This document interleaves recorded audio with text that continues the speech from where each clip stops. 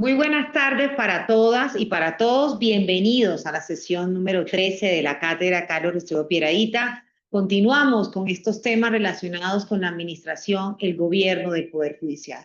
Hoy tengo un tema, quizá el tema que es más disruptivo en el funcionamiento de nuestras vidas y, por supuesto, del Estado constitucional y de administración de justicia, y es el tema de la inteligencia artificial. Mi invitado del día de hoy es el colega Daniel Castaño, que es profesor de la Facultad de Derecho, del Departamento de Derecho Administrativo, es doctor en Berkeley sobre estos temas de nuevas tecnologías y además de todo tiene una cosa interesantísima, y es que en ese ejercicio editorial que hizo la Universidad de Así habla el externado, fue el editor junto con el entonces rector Juan Carlos Henao, de una colección maravillosa sobre las nuevas tecnologías y la sociedad, y cómo esto irrumpía en nuestras vidas sin pedir permiso, y además volviendo y haciendo que tengamos que cambiar las gafas para entender y comprender cada una de las facetas que hacemos en nuestra vida como ciudadanos en el funcionamiento del Estado. Daniel, cuando estábamos programando esta sesión, ha puesto un título a manera de pregunta para esta sesión. ¿Cuál es el papel, el rol de los jueces en la construcción de una república digital? Sin más preámbulos, Daniel, la palabra es toda tuya. Te reitero mi agradecimiento en nombre del doctor Humberto Sierra y del mío y del Departamento de Derecho Constitucional por estar aquí en la cátedra Carlos Restrepo Piedrahíta. Y también te recuerdo que puedes disponer de 45 minutos, una hora, y luego tendremos un diálogo entre el público y las personas entre el público presente y las personas que están conectadas en esta sesión por Zoom. Para ti, la palabra es toda tuya. Si quieres, toma asiento, o si quieres ponerte de pie. Sentado de pie. Sentado, Bueno. sentado, que es más cómodo porque los de la sesión te ven mejor. Listo, entonces, bueno, buenas tardes para todos y para todas. De verdad que es un honor, es un privilegio estar acá. Muchas gracias a la doctora Floralba por esta invitación y por esa introducción. Y además les cuento que se siente muy bien estar de regreso en lo que fue mi primera casa, porque yo primero fui monitor de Derecho Constitucional. Soñaba en primer año ser experto en Derecho Constitucional. Pasaron cosas y terminé en algo, digamos, similar pero diferente, una gran mezcla, pero entonces se siente muy bien estar acá y sobre todo, pues me gusta mucho la audiencia que tenemos hoy, muchos estudiantes de pregrado. Espero en esta charla, en esta pequeña conversación, contarles de muchos temas que están pasando, contarles que esta es la realidad, que esto es imparable y que este futuro pues lo vamos a construir entre todos. También llama mucho la atención, digamos, la demografía de este auditorio. Y aquí les cuento una anécdota. Cuando yo empecé a hablar de estos temas, por allá en el 2014, mucho antes de la pandemia, mucho antes de todo, la gente me decía que yo estaba loco, que eso eran temas de jóvenes, que la inteligencia artificial nunca iba a ser una realidad, que nunca iba a ser posible surtir un trámite judicial o administrativo por medios digitales. Y ya ven ustedes, pues, quién tenía finalmente la razón. Pero más allá de tener la razón o no, lo que siempre he tratado es de crear estos espacios, de propiciarlos. Como bien lo señalaba la doctora Floralba, esto inició con el doctor, nuestro querido doctor Juan Carlos Henao. El primer evento que hicimos de tecnología y derecho fue en noviembre de 2017. Les cuento, trajimos a dos profesores de Estados Unidos, llegaron 4 personas a esa charla, el doctor Juan Carlos Henao, el director legal de Microsoft que nos acompañaba en ese entonces, y 2 personas más, y mi mamá que estaba de paso por esos días. Entonces imagínense uno hacer todo este esfuerzo, traer gente de Estados Unidos, llegar a un auditorio de los nuevos, tener 4 personas. Entonces nunca se me olvidó lo que me decía el doctor Henao, me dijo, tranquilo, espérese y verá que esto tarde o temprano va a despegar, y miren, pues lo que tenemos hoy en día. Entonces, la doctora Floralba me ha pedido que hablemos de un tema muy contemporáneo, que es pues, la República Digital. ¿Cuál es el papel de los jueces en esa República Digital? ¿Cómo podemos empezar a hablar de una República Digital? Acá lo que les voy a mostrar es una mezcla de varios estudios, de varios reportes que he publicado en los últimos tal vez 2 años. Dos de ellos que han sido publicados en Estados Unidos se los puedo facilitar al final.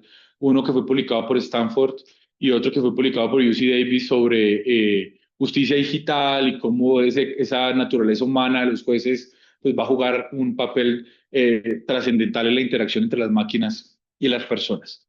Entonces, pues, bueno, sin más preámbulos, podemos empezar, si quieres, porfa, con la diapositiva anterior. Creo que es la primera. No, la de Harari. La de Harari. Una anterior. ¿No? Otra. Esa. Eso. Entonces, miren, a mí siempre me gusta empezar este tipo de charlas con esta cita de Yuval Noah Harari. No sé quién de aquí ha tenido la oportunidad de escuchar o de leer a Yuval Noah Harari. ¿Y qué tal les ha parecido? Bien, me han gustado sus grandes obras, la última sobre la información, la comunicación. Pues. Es muy interesante. Entonces yo les cuento cómo ha sido mi relación intelectual con Harari. Lo conocí una vez, no somos amigos, pero fue muy interesante. Entonces yo llego a Yuval Noah Harari por el doctor Juan Carlos Henao. En algún momento se obsesiona con Harari y me dice, vos te tenés que leer a Harari. Entonces nos vimos como 2 o 3 veces, me dijo, ya lo leyó, yo no, vos y yo no podemos hablar más hasta que no te leas a Yuval Noah Harari. Entonces yo empiezo a leer a Yuval Noah Harari y de inmediato me parece que es algo interesante, pero me parece un poco inquietante los ejemplos que utiliza, porque muchos ejemplos parecen más sacados de la ciencia ficción. Y en esa época, todavía mucho antes del boom de la inteligencia artificial, me parecía que eso podía crear temores injustificados más que de verdad propiciar una verdadera revolución tecnológica. Una vez estaba yo en el Silicon Valley por trabajo, por diferentes cosas, y coincidió con que Yuval Noah Harari estaba visitando la Universidad de Stanford, iba a dar un gran evento gratuito, entonces estaba con una amiga de Argentina y me dijo, tenemos que ir a Harari. Yo le dije, uy, no sé, me dijo, Dani está acá, está a 2 cuadras, es gratis. Entonces, bueno, pues vamos a ir a Harari. Al mejor estilo de Stereo Picnic, hicimos fila virtual, se acabaron las boletas, lo movieron por un auditorio más grande, conseguimos boletas, llegamos allá, fila de 5 cuadras, entramos y quedé yo en la segunda fila. Y dije, no, pues ya que estoy acá, pues hay que aprovechar para pedirle el autógrafo a Harari. Yo conocía a la doctora Fei Fei Li, que es la codirectora del High Center. Ella me dijo, te lo presento, pero no le puedes pedir autógrafos. Entonces fue una sensación un poco agridulce, pero sí me marcó la forma como Harari inició esa conversación. Y Harari inició esa conversación diciendo lo siguiente. Dijo, todos los principios y valores sobre los cuales se encuentra sustentada nuestra sociedad actual están siendo rápidamente redefinidos por tecnología. Y piensen en eso por un momento. Todos los principios y valores sobre los cuales está construida nuestra sociedad actual están siendo rápidamente redefinidos por tecnología. Y uno dice, tiene razón. Y para ilustrar esa afirmación, Harari postuló esta, entre comillas, ecuación. Y es que cuando yo multiplico conocimiento biológico por poder computacional por datos, eso equivale a la habilidad de hackear a los seres humanos. Y por hackear a los seres humanos, Harari entiende la posibilidad que tiene un sujeto natural, persona natural o jurídica, público o privado, de propiciar un comportamiento en otra persona. Esto de hacer que esa persona tome una decisión o que no la tome, o que emprenda una acción, o que se abstenga de tomar una acción. Y uno dice, eso es muy interesante. Desde un punto de vista positivo, esto puede generar grandes cosas para la humanidad. Imagínense que la tecnología nos ayude a construir nuestro plan de carrera, a construir, aplicar oportunidades laborales, a tener una mejor dieta, a acudir a la mejor medicina. Digamos que esto puede desbloquear muchas fronteras. Pero desde un punto de vista negativo, la tecnología también se puede utilizar para manipular, para propiciar comportamientos indeseados en las personas. O en una democracia se puede utilizar para manipular una democracia. Casos que ya están debidamente documentados y que ya ha ocurrido. Y ojo, eso cuando ocurrió ni siquiera estábamos hablando de la inteligencia artificial que tenemos hoy. Eso que nos dice, siempre, digamos, siempre ha habido un debate muy interesante sobre si la tecnología es neutra. Es decir, es como, imagínense ustedes un cuchillo o el fuego, yo lo puedo utilizar para cocinar, pero también lo puedo utilizar para destruir. Hay quienes dicen que con la evolución de la inteligencia artificial la tecnología no es neutra, sino que desde su diseño yo puedo embeber o yo puedo integrar ciertas características que marquen la forma como yo utilizo eso. Pero entonces siempre que piensen en materia de tecnología, piensen del profundo impacto que puede tener en el ser humano, en las democracias, en los modernos estados constitucionales. Cómo esto nos pone también en un punto de inflexión en el cual nos tenemos que detener a pensar cuál puede ser el siguiente paso y aquí en términos de derecho constitucional o de derecho público o de derecho administrativo, cómo se va a empezar a transformar el Estado. Si lo que les gusta es el derecho privado, pues cómo se van a transformar las empresas, cómo se va a transformar el capital, cómo se va a transformar el emprendimiento frente a estas nuevas realidades y estas nuevas tecnologías. Siguiente diapositiva. Entonces, con esto llegamos a la primera pregunta que quiero tratar acá y con esto pues les adelanto, no es un trabajo terminado, esto es un trabajo en proceso, es una mezcla, es un salpicón, o como decimos en mi tierra, un sancocho de muchas cosas. Simplemente son definiciones provisionales de trabajo que obviamente pues están sobre la mesa y que espero poder madurar dentro del siguiente año. Entonces empecemos con qué es una república digital. ¿Cómo nos imaginamos un concepto de república digital? Y para eso yo propongo, digamos, siendo muy fiel a mi formación, y aquí les cuento otra anécdota. Yo fui monitor del Departamento de Derecho Constitucional, luego fui monitor del Departamento de Derecho Administrativo en algún momento, y por autorización expresa del doctor Inestrosa tuve dos puestos en la universidad, eso era inusitado. Luego me tocó definirme, terminé en Derecho Administrativo. Eh, y luego tuve la oportunidad de viajar a los Estados Unidos gracias a una beca de la Universidad y del Banco de la República de Colombia, donde hice mi maestría y hice mi doctorado en la Universidad de California en Berkeley. Allá hay una visión muy diferente a la que tenemos acá. No significa que sea mejor o peor, simplemente es diferente. Y es que uno tiene que crear, uno tiene que producir investigación empírica para sustentar lo que sea que uno esté diciendo. Entonces, así sea análisis de caso, una encuesta, trabajo de campo, lo que sea, uno tiene que de alguna forma mostrar datos concretos que demuestren que lo que uno está diciendo no es carreta, no me lo encontré flotando en la nube de conceptos, sino que es algo real, no es un trabajo de, digamos que el académico no es el que se mete a una biblioteca y se encierra y solamente está en el mundo de las ideas, no, ellos me decían a mí, eso era muy bonito, pero usted nos tiene que mostrar esto donde funciona. Y digamos que eso ha permeado, pues, naturalmente toda mi vida y mi perspectiva, y por eso siempre parto, pues, de un análisis, de una investigación, de un análisis, y a partir de ahí, cómo podemos diseñar nuevas instituciones jurídicas. Y frente a eso, vamos al concepto de tecnología disruptiva y cómo eso da lugar a lo que se denomina un sistema adaptativo complejo. Entonces, ¿qué son las tecnologías disruptivas? Entonces, hay una diferencia entre tecnología radical y tecnología disruptiva. La tecnología radical es en sí misma la tecnología.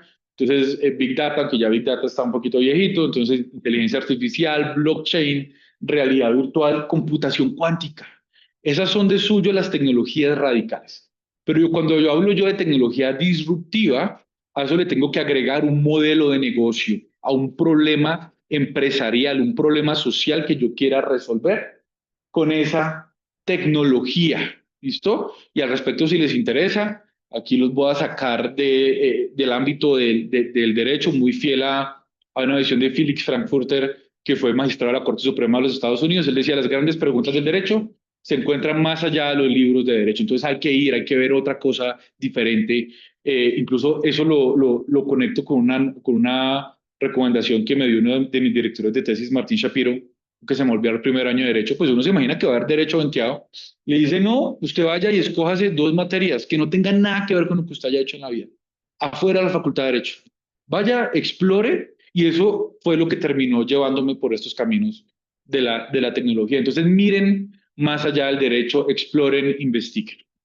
Entonces, las tecnologías disruptivas no operan dentro del ámbito de procesos fijos, sino en un entorno de constante transformación definido por la adaptación, por la emergencia y la complejidad.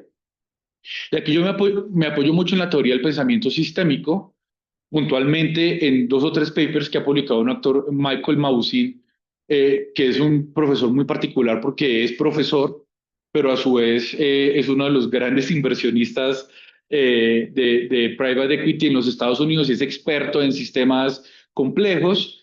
Y él, digamos, nos trae una definición muy fácil de digerir de qué es un sistema adaptativo complejo. Entonces uno puede decir que el ecosistema de gobernanza de las tecnologías disruptivas es un sistema adaptativo complejo caracterizado por 3 cosas.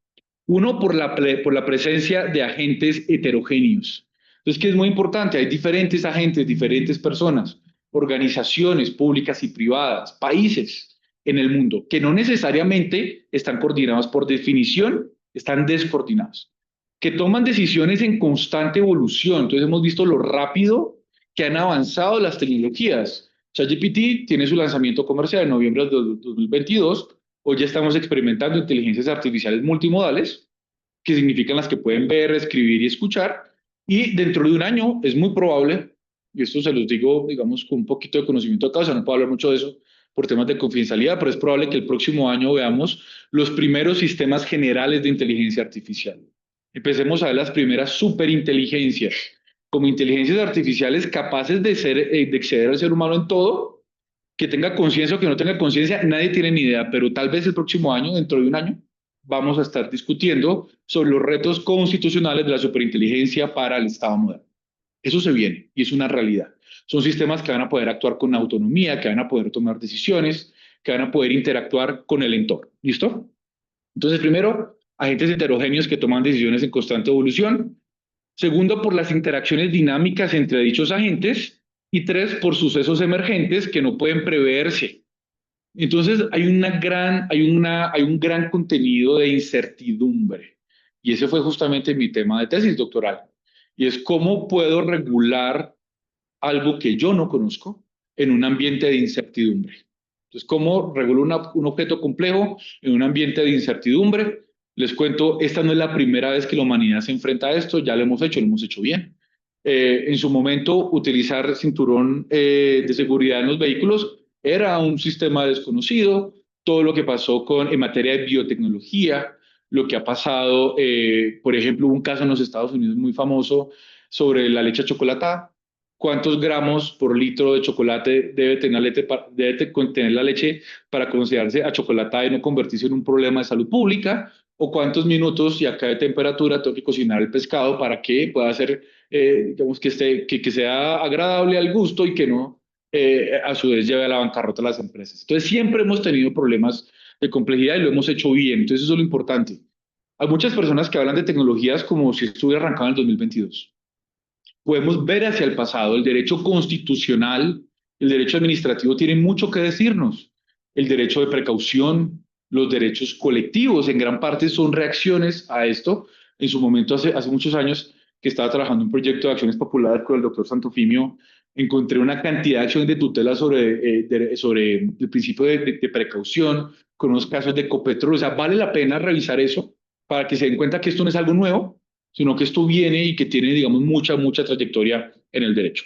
Entonces, estamos en ese contexto, tenemos tecnologías que avanzan muy rápido, que esto viene marcado por la innovación, por el avance empresarial, por la propiedad intelectual. Vemos que eso funciona dentro de un ecosistema que es complejo, y eso pues nos lleva a una pregunta, y es si es necesaria una reingeniería institucional.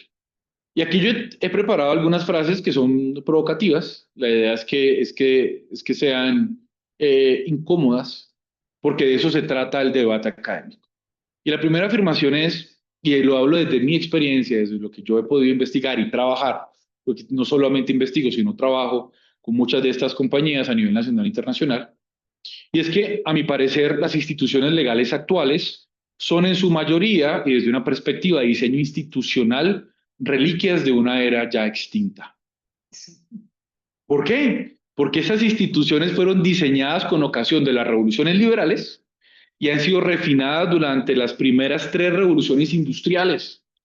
Fueron concebidas para administrar sistemas, ojo, estables, lineales, incrementales, es decir, que van paso a paso y de lenta transformación con base en consideraciones técnicas y políticas. Y tercero, su arquitectura, su estructura orgánica gravita alrededor del control, de la previsibilidad, de la estandarización, lo cual fue adecuado para fábricas, minas, ferrocarriles, servicios públicos clásicos, pero en todo caso bienes y servicios propios de una época muy distinta a la de hoy. Entonces eso nos lleva a pensar cómo tenemos que reinventarnos el Estado constitucional, cómo nos tenemos que inventar el aparato administrativo, cómo nos tenemos que inventar la rama judicial. Con esa pregunta salto a la siguiente, y es, bueno, ¿qué es una república digital? Aquí una gran aclaración. ¿Qué pasó? Es que hay alguien que, es que por eso, alguien, hay una sí, sí, sí, total. Entra con No, nombres diferentes y no. cuando entran... Pero yo por eso te hice aquí, perdone, un segundito, perdón, Daniel. Estamos siendo víctimas de un ataque adversarial. Sí, adversarial total. Es que cuando son nombres así, claro, como Claro, doctora, lo que pasa es que entran con nombres más o menos reales no, y se cambian de nombre. Jason Cambus no lo hubiera aceptado yo. Claro, pero Pero no pasa nada. Sigamos aquí, no lo vamos a dejar que nos cambie no hay ningún problema. Ojo, y eso es muy importante, ¿saben por qué? Porque si el Estado se mueve hacia una arquitectura digital, vamos a tener esto. Entonces aquí están poniendo, digamos, una palabra indebida en inglés. Pero se imaginen ingresar al sistema de la rama judicial y alterar los casos. ¿O se imaginan ingresar a las administraciones públicas y modificar los expedientes? ¿Ah? Entonces, el Estado digital está expuesto a ataques adversariales y maliciosos de este tipo. Y esto pasa millones de veces al día. Y les cuento algo, no hay ningún sistema a prueba de balas. Los sistemas de información se diseñan para fallar. Pero entonces ahí viene el rol del abogado que trabaja en estos temas y es cómo nos preparamos para reaccionar frente a este tipo de circunstancias. No, yo estoy bien, muchísimas gracias. Entonces, venga, no hay ningún problema. Entonces, hablemos de que es una república digital. el ejemplo de lo que nos puede Ese es el ejemplo de lo que le puede pasar si tenemos un Estado digital, pues la criminalidad cambia de caras y cambia de formas. Pues hoy en día pintan algo en una presentación, el día de mañana van y van a borrar el expediente de alguien o van a alterar. No sé si les han contado el ejemplo que uno veía en clase del abogado mañoso que va a decir como el título ejecutivo para frenar el proceso contra su cliente. Pues ya usted va y contrata a un hacker para que se meta y desaparezca o borre el expediente. Simplemente eso suscita un incidente de reconstrucción del expediente que si no es exitoso, el proceso termina. Entonces, miren la trascendencia de eso y en esa parte pues le agradecemos a nuestro hacker de confianza que nos acompañó brevemente por ese ejemplo de lo que puede pasar. ¿Listo? Entonces, ¿qué es una república digital? No es una definición acabada, son simplemente algunas ideas que tengo. Por ahí esto está articulado en un artículo que publiqué para las jornadas de Derecho Administrativo de este año, que aun cuando no participé, el artículo sí está publicado y lo pueden consultar. Entonces, primero, podríamos decir que una república digital surge a partir de una reconfiguración evolutiva del Estado Social de Derecho que responde a los desafíos de la era digital, a estas tecnologías disruptivas y a este contexto complejo y adaptativo en el cual estamos. Segundo, uno podría hablar de una comunidad política donde los principios democráticos se entrelazan con una arquitectura institucional adaptativa, diseñada específicamente para gobernar entornos tecnológicos complejos y en constante evolución. ¿Listo? Tercero, la columna vertebral de esta república digital reside en el lenguaje de la legalidad, que es algo que yo propongo en mi tesis doctoral, que articula coherentemente valores constitucionales permanentes con realidades técnicas cambiantes, implementando métodos de pensamiento sistémico que identifican puntos estratégicos de intervención regulatoria. Es decir, esa lógica del Estado que simplemente se queda esperando a que el legislador se mueva, a que luego una autoridad administrativa o el Poder Ejecutivo reglamente y luego que surja un caso para que intervengan los jueces, digamos, está muy, muy revaluada. Y cuarto, y yo creo que esto es lo más importante, se caracteriza mediante procesos de experimentación deliberativa que integran experticia técnica. Y es que en estos temas la experticia técnica es muy importante. Ojo, el abogado no tiene que ser ingeniero, pero el abogado sí tiene que entender lo que está pasando. Y esto es un llamado para ustedes que están acá, les hago casi que el llamado que me hizo a mí Martín Shapiro en mi primer año de doctorado, yo se los hago a ustedes, no sé en qué año están, vayan y aprendan algo técnico fuera de lo que están haciendo. Así como saben inglés y francés, aprendan a programar, aprendan a hacer algo diferente que se los juro les va a dar un valor agregado, no solo como estudiantes y académicos, sino que les va a dar un valor agregado para el mercado laboral que los está esperando. ¿Listo? Entonces, esa es simplemente una idea que está ahí, que vengo pensando, que vengo construyendo. Le hace falta, obviamente, mucho más detalle y mucha más sustancia teórica, pero por lo menos eso nos sirve para efectos de esta charla. Y con eso vamos a la siguiente pregunta y vamos a hablar de los fallos hito.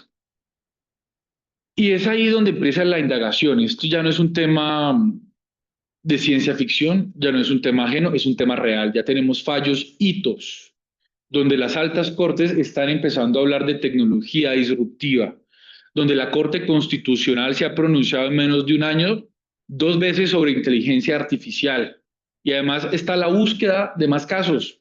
Entonces, en este momento en la Corte Constitucional hay un caso en contra, si no estoy mal, de la Escuela Judicial Lara Bonilla por un concurso que va a reconfigurar, para mí es el caso más delicado que tiene la Corte en materia de inteligencia artificial. O sea, estos dos que han pasado han sido difíciles, pero este que se viene es mucho más complicado. Entonces, si los invitan a intervenir, si lo ven, tengan en cuenta, ténganlo en la mira, que de ahí va a surgir, sin duda alguna, un precedente muy grande. Entonces, de ahí yo he identificado varios casos hito, algunos de inteligencia artificial, y aquí pasa algo muy bonito. Es que me puse a identificar los fallos hito y me di cuenta que hay un montón, que no, además que no son nuevos. Claro, los nuevos y los más sexys es de inteligencia artificial del último año, pero hay casos de hace 30 años. Hay casos de hace 25 años. El derecho a la intimidad, el habeas data fue construido mayoritariamente por la Corte Constitucional en ejercicio de su actividad pretoriana, porque en esa época eso fue antes de la ley de protección de datos, antes de la ley de habeas data. Es más, luego la ley, el legislador se nutre de esa jurisprudencia. Y miren los casos. Entonces, en los casos hay un caso muy curioso donde una entidad pública mezcla dos bases de datos y ese tema llega a la Corte, pero estamos hablando de un caso del 2000, hace 25 años. Y la Corte dice, pilas, que eso puede ser discriminatorio. Entonces, una Corte que desde hace 25 años hace estas preguntas, lo que yo le decía a la doctora, podríamos escoger casos y armar un libro comentando cómo se ha construido el Estado digital en la jurisprudencia. El primer caso sería de 1993, que fue el primer caso de protección de datos de Ciro Garita, que fue el fallo hito que sienta esto. Y ahí toda mi admiración para estos magistrados. Imagínense cuándo fue la última vez que ustedes arrancaron a escribir un artículo, un documento y su Word estaba en blanco. Bueno, imagínense lo que les pasó a los magistrados en el 91 cuando arrancaron. No había nada. Les tocó a ellos construir. Y han hablado de tecnologías desde 1992 1993. Pero vamos a hablar de los casos más recientes. Entonces, el primer caso que ustedes deben tener en el radar es la sentencia T323 de 2024, que ya vamos a analizar en detalle. La dejo ahí, pero ya la vamos a ver en detalle. El segundo caso es un caso del Tribunal Superior del Distrito Judicial de Pereira, sala de revisión penal. Aquí pueden ver el radicado en sus pantallas. Es un caso penal muy delicado, donde el tribunal utiliza ChatGPT para calcular el grado de alcohol en la sangre de un acusado, de un procesado, con base en eso revocar la sentencia de primera instancia que lo había absuelto y condenarlo. O sea, en este momento en Colombia hay una persona condenada por ChatGPT. Ese caso, tarde o temprano, va a llegar a la corte. Ese caso sí que merece llegar a la corte, porque estos son casos donde hay violación, presunta violación y transgresión directa de derechos fundamentales muy sensibles. Luego hay un caso muy curioso que es un auto. Esa es la radicación del Tribunal Administrativo del Magdalena, con ponencia de la doctora María Victoria Quiñones, por medio del cual se convocó a la primera audiencia judicial del metaverso. Seguramente lo vieron hace un par de años. Muy curioso. A la doctora María Victoria le llovió fuego de todas partes, muchas críticas. Lo cierto es que los invito a que vean la audiencia. La audiencia es una audiencia impecable. Si ustedes quieren saber cómo funciona una audiencia preparatoria en materia contencioso administrativa, vayan y vean esa audiencia. La audiencia se celebró sin ningún reproche de legalidad y se siguió adelante con el caso. Ahí había preguntas muy interesantes y es, ¿cuál es el protocolo de ciberseguridad que tiene que aplicar el tribunal para realizar una audiencia en el metaverso? ¿Listo? Y para eso, la magistrada ponente se apoyó en ChatGPT para construir un protocolo de cómo tenía que verificar identidades, qué era un avatar, qué significaba tecnología inmersiva, tiene una cantidad de cosas muy interesantes. Pero hay más casos, hay más casos que no son de inteligencia artificial. Y es otra que la deben leer, que es la sentencia T067 de este año, del 2025, donde la Corte reconoció el derecho fundamental a la transparencia algorítmica. Caso muy complejo, lo dejo ahí, ya lo vamos a estudiar en detalle. Y otro que le referencio, que es relativamente reciente, la Corte Suprema de Justicia, sala de casación civil, sentencia de 10 de octubre de 2023, un caso muy sonado en materia de aplicaciones de transporte móvil, en el cual la Corte Suprema reconoció, ojo a esto, el derecho que tenemos todos los colombianos a disfrutar de los avances tecnológicos. Pues miren lo bonito del caso. O sea, tenemos el derecho a disfrutar de los avances tecnológicos, a no vivir en el pasado, a poder recibir los avances tecnológicos hoy. Y es, incluso a él le pasa algo muy interesante a esta corte, a esta sala de casación civil en su momento, porque me decían, o con todo respeto, ustedes ya saben que viene cuando uno dice con todo respeto, decían que los habían entrevistado y que los habían confundido con la Corte Constitucional. Es decir, esa sala de casación fue tan innovadora, porque esta no es la primera, esta no es la única sentencia, hay por ahí unas 6 sentencias sobre temas de tecnología que los confundían con la Corte Constitucional. Y eso también les dice mucho de lo que está pasando con la Corte Constitucional y de lo que se viene con esta nueva reconfiguración. Pero entonces me quiero enfocar en 2 casos, en la T323 y en la T067, que son las más actuales. Pero antes de eso les quiero compartir unos hallazgos empíricos muy fieras, lo que les contaba de investigar, medir la realidad y a partir de ahí, pues, proponer cosas. Estamos en proceso de publicar, debe salir esta semana, cuando salgan se los puedo hacer llegar un reporte que mide el uso real de inteligencia artificial en la rama judicial. Es decir, los jueces, ¿para qué están utilizando inteligencia artificial? ¿Para qué no? Medido a partir de 182 encuestas y 23 entrevistas totalmente anónimas. ¿Por qué anónimas? Cuando uno se sienta a hablar con un servidor judicial, le pregunta, ¿usted utiliza ChatGPT? Le dice, no, pero Aricato. Le dice, no, venga, es anónimo. Ah, no, tú sí. Yo lo utilizo y ¿para qué? No crean que para revisar errores gramaticales, para revisar dictámenes periciales, para resumir pruebas, para montar los antecedentes del caso, para consultarle temas técnicos, que es algo inquietante para, digamos, para la academia y para la universidad. Y es, ojo, a los estudiantes no solamente hay que enseñarles derecho, hay que enseñarles cómo leen un dictamen pericial. A mí no me lo enseñaron, y digo con todo respeto, y amo mi casa de estudios, no me lo enseñaron, tal vez sea el momento de empezar a trabajar en esos temas. Entonces, esto es un estudio empírico, objetivo, independiente, que fue arbitrado por pares internacionales, que hace parte de un estudio mucho más grande donde evaluamos la adopción real de inteligencia artificial en México, Colombia, Argentina y Brasil. Va a salir, repito, publicado tal vez a finales de esta semana. ¿Y qué encontramos ahí? La primera pregunta era si estos casos eran representativos, que fue lo primero que me llamó la atención. Yo le preguntaba a los encuestados y a los entrevistados, ¿usted se siente representado con estos fallos? Con la T323, con la sentencia del metaverso, con la sentencia del Tribunal de Pereira, y me decían, no, doctor, yo no me siento identificado con eso. ¿Y por qué? Y además de manera mayoritaria, el 66% de los encuestados no se sentían identificados, porque ellos no están haciendo eso. Ellos están utilizando inteligencia artificial para optimizar tareas.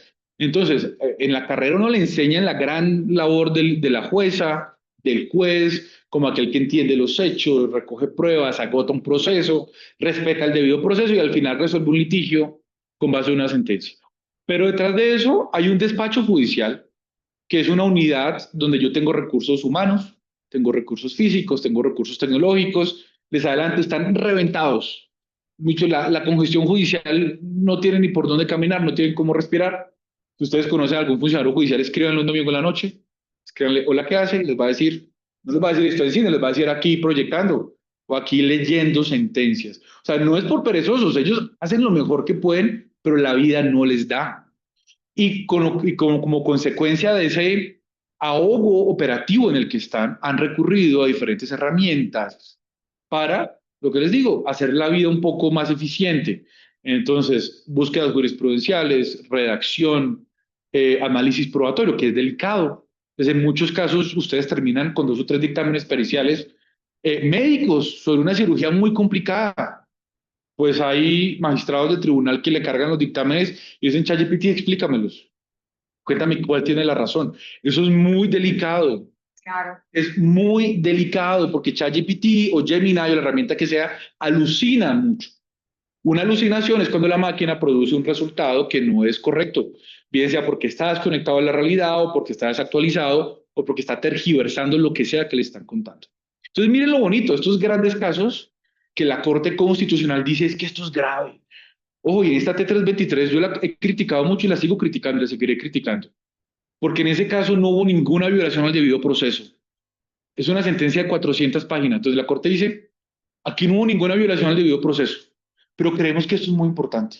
Y se echan 400 páginas de inteligencia artificial y derecho llegando a unas conclusiones que son técnicamente desacertadas, que es lo que les voy a mostrar ahorita. Pero entonces, aquí viene otra pregunta con la cual quiero provocar al público y es, ¿esas decisiones judiciales se tomaron con base en principio o con base en consideraciones de política pública? Entonces, si uno parte del hecho que el juez no encuentra ninguna violación acreditada en el expediente, ¿por qué la Corte, a pesar de ello, va y crea una sentencia de 400 páginas, con órdenes específicas para una cantidad de personas, prohibiendo inteligencia artificial en unos casos, autorizándola para otros, y llegando a la gran conclusión que lo que debería hacer la rama judicial sería crear su propia herramienta, es decir, su propio ChatGPT o su propio Gemini? Entonces, piensen en eso, o sea, ¿por qué si no hay violación? Entonces ya ahí entramos a consideraciones procesales un poco más avanzadas. Entonces el día de mañana, ¿qué fuerza tiene ese precedente? Entonces es interpartes o es interpares, pero interpares hasta dónde, y es algo, y se los cuento, yo entrevistaba a los entrevistados, magistrados de tribunal, magistrados de alta corte, y me decían, eso para mí es obiter dicta. Es obiter porque en la medida que esa parte de la sentencia no está dirigida a resolver el problema jurídico concreto, no es ratio decidendi, entonces por lo tanto no es obligatorio. Entonces miren que este tipo de casos gigantes, lo único que genera es más incertidumbre. Imagínense los jueces distinguiendo y diciendo, ah, no, eso no me aplica porque eso es obiter dicta. Eso no es ratio decidendi y eso es muy interesante. Eso no dice consideraciones de política pública. Entonces tenemos el juez creador de política pública, que en su momento, también nos cuento una anécdota, en primer año le consultaba a un profesor de este departamento que si los jueces creaban derecho, casi me tiran por una ventana. Me dijo, ¿cómo se le ocurre? Los jueces no crean derecho, los jueces interpretan el derecho. Yo me quedé con esa pregunta, fui, hice un doctorado y concluí que los jueces sí crean derecho, y no lo digo yo, lo ha dicho el common law desde hace 20 años, ha pasado en el civil law desde hace 200 años, siempre ha estado acá, y si les interesa esa parte, lea mi tesis doctoral donde muestro cómo eso nos llegó vía Código Civil y cómo hay un par de artículos que vienen de esa tradición anglosajona que quedaron ahí. ¿Listo? Pero entonces miren que eso nos lleva a un debate más grande, el juez como creador de política pública, pero hasta qué punto un juez de tutela, o frente a un caso que no es un caso de un estado de cosas inconstitucional, eso sería otra cosa. Si esto hubiera sido una sentencia con 50 casos o 1000 casos, digan, no, venga, espera un momentico, yo aquí he recibido miles de tutelas, he tenido miles de problemas. Eh, ¿Siguen? ¿Siguen? No, tranquilo. ¿No te caes de amor? Bueno, entonces, una cantidad de cosas. Entonces, ¿puede el juez en estos casos o esa creación judicial se reserva al estado de cosas o tiene que ser una SU más complicada o debería ser estos casos de constitucionalidad donde la sala plena falla? Entonces, miren que todas estas consideraciones entran a jugar desde un punto de vista constitucional. Y con esto quiero analizar puntualmente esa T323 y por qué me parece a mí tan problemática. Entonces, ojo, el caso, los hechos, muy sencillo. Entonces, un menor de edad que tiene una condición de salud compleja presenta una acción de tutela reclamando que le deben cubrir ciertas prestaciones.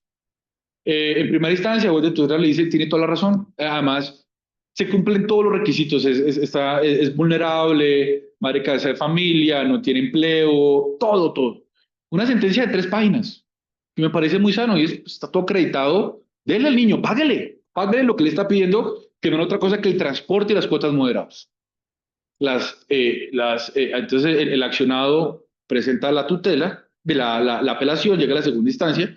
La segunda instancia revisa en una sentencia de 5 páginas y dice, verifica, la corte, el precedente ha dicho, se cumple, confirmo.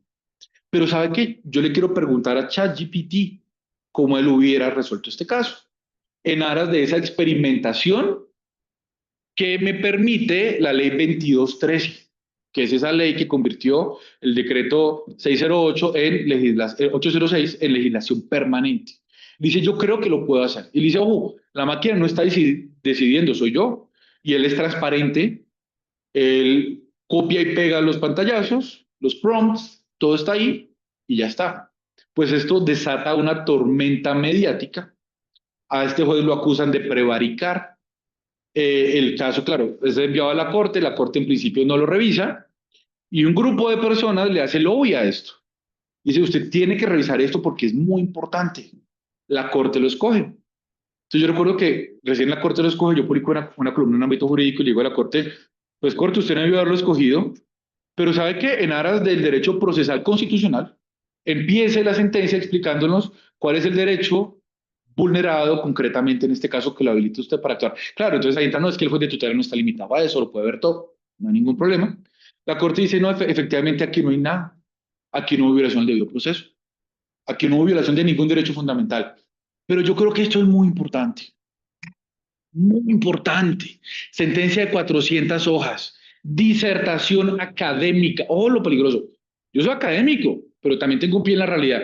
Disertación académica de qué es la inteligencia artificial, cómo funciona, cómo se come, contradictoria. Le da órdenes al Consejo Superior de la Judicatura, dice para qué se puede usar, para qué no. Pero luego mi parte favorita es este párrafo que están viendo en pantalla, que es la consideración 299 de la sentencia. Esas voy a leer. Dice, para asumir los retos de los nuevos tiempos y controlar los riesgos asociados a estas prácticas, convendría el uso razonado y ponderado de estas tecnologías en el sistema judicial colombiano se efectúe a través de una herramienta especializada, motivo por el cual se alienta a la rama judicial para desarrollar esfuerzos que conduzcan progresivamente a la implementación de una plataforma de inteligencia artificial propia, que es diseñada, ojo, exclusivamente para el ejercicio de la función pública de administrar justicia, permita contribuir a la eficiencia de los despachos judiciales y facilitar el acceso a la información, así como reducir a la par los riesgos en materia especialmente de transparencia, protección de datos, alucinaciones y sesgo.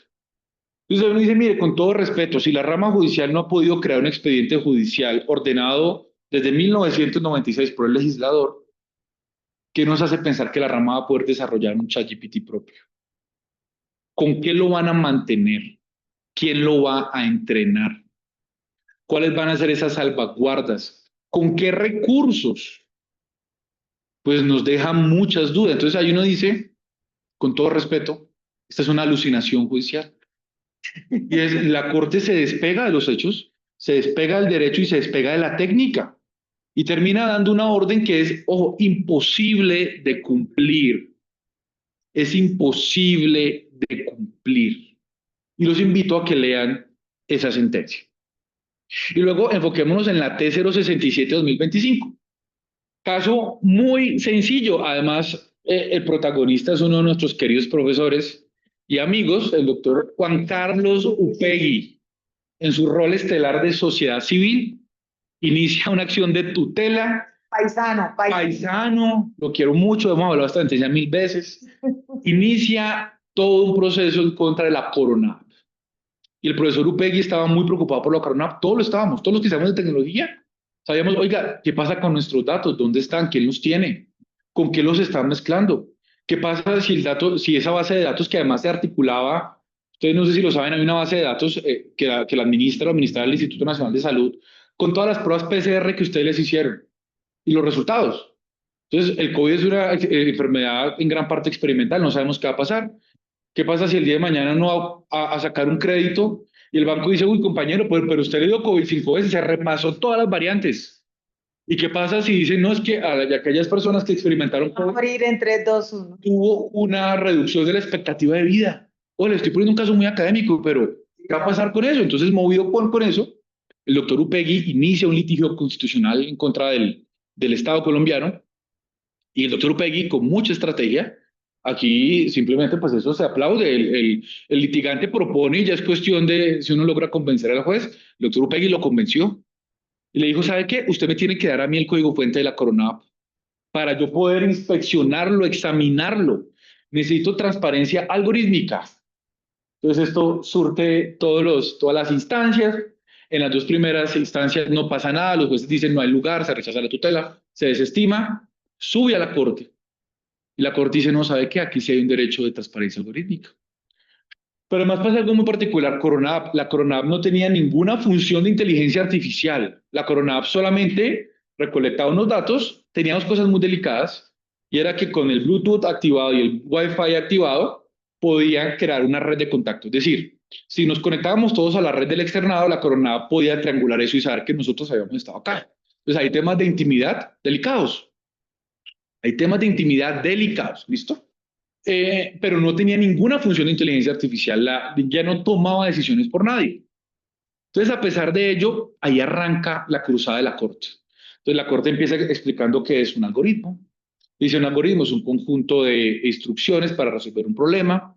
Cuando yo convierto ese algoritmo en lenguaje informático, tengo lo que se denomina un código fuente, y ese código fuente a veces puede generar decisiones automatizadas, y ahí yo estoy al frente de un sistema automatizado de toma de decisiones. Entonces, un momentico, ¿en qué momento vimos ese triple salto mortal de la Corona App a un sistema de inteligencia artificial? Entonces, casi que la Corte en una página pasa de la Corona App a inteligencia artificial y dice, entonces el derecho a la transparencia algorítmica es para inteligencia artificial. Y existe un derecho que hace parte del derecho a la información pública, a conocer el código fuente. Usted tiene derecho a pedirle a las instituciones estatales que le muestren ese código fuente. ¿Para qué? Para lo que están viendo en pantalla. Para conocer cómo se están tomando esas decisiones públicas. Dice, entonces miren, cuando los ciudadanos no conocen la forma en la que las aplicaciones o sistemas de toma de decisiones están construidas, no pueden llegar a entender a cabalidad cuál es la finalidad con la que el Estado usa datos. Pero entonces un momento, ¿cuál es la relación entre datos e información pública? Entonces aquí están mezclando términos argumentativos dos cosas. Y es, yo pido código fuente por proteger el habeas data, pero usted no me estaba hablando que la transparencia algorítmica hace parte del derecho a la información. Entonces ahí en términos argumentativos uno se pierde un poco, uno pierde la línea, pero lo cierto es que la Corte dice, ahí está el derecho fundamental, se puede exigir mediante tutela. Si existen tensiones, se aplica el principio de máxima publicidad. Entonces, ojo, que las órdenes son contundentes. Y además hay software de código abierto y código cerrado. La Corte dice, insinúa que el de código abierto es mejor, no sé con base en qué, lo cual tampoco es cierto. Entonces, el mensaje es, entidades públicas contraten software de código abierto y les dice entidades públicas, prepárense, porque ustedes tienen que cumplir con la transparencia algorítmica. Y ahí sí viene la parte naif de la sentencia y es, claro, hay una indebida defensa del Estado, y esto hay que decirlo, la defensa de las entidades públicas es subóptima. Y no es porque sean chambones, sino porque reciben tantos derechos de petición, tantas tutelas, que simplemente miles y miles, las reparten, y el pobre que le tocó esto, pues simplemente lo responde con lo que tiene a la mano, parafrasear la ley. Ojo, parafrasear la ley no significa argumentar, uno ve eso mucho en la práctica. Estoy de acuerdo con la ley de sí, pero ¿cómo? No lo hacen. Entonces la Corte aprovecha eso y dice, no es que usted no sustentó nada, usted no invocó secreto empresarial, entonces no va a hablar de secreto empresarial. Y entonces, administraciones públicas, prepárense. Váyale contando a sus proveedores. Entonces, miren esto. Váyale contando a sus proveedores que ellos eventualmente van a tener que revelar el código fuente. Incluya cláusulas en los contratos nuevos y en curso. Y uno dice, uno que sabe derecho administrativo, pues eso sería un potestas variandi. ¿Qué pasa si eso altera, como diría mi profesor Juan Carlos Espósito, la ecuación financiera del contrato? ¿Quién va a pagar por eso? ¿Cómo vamos a modificar las pólizas que cubren ese contrato? Le vamos a meter un nuevo ítem de revelación del código fuente. Ojo, ¿qué pasa? Entonces, para que ustedes entiendan un poquito.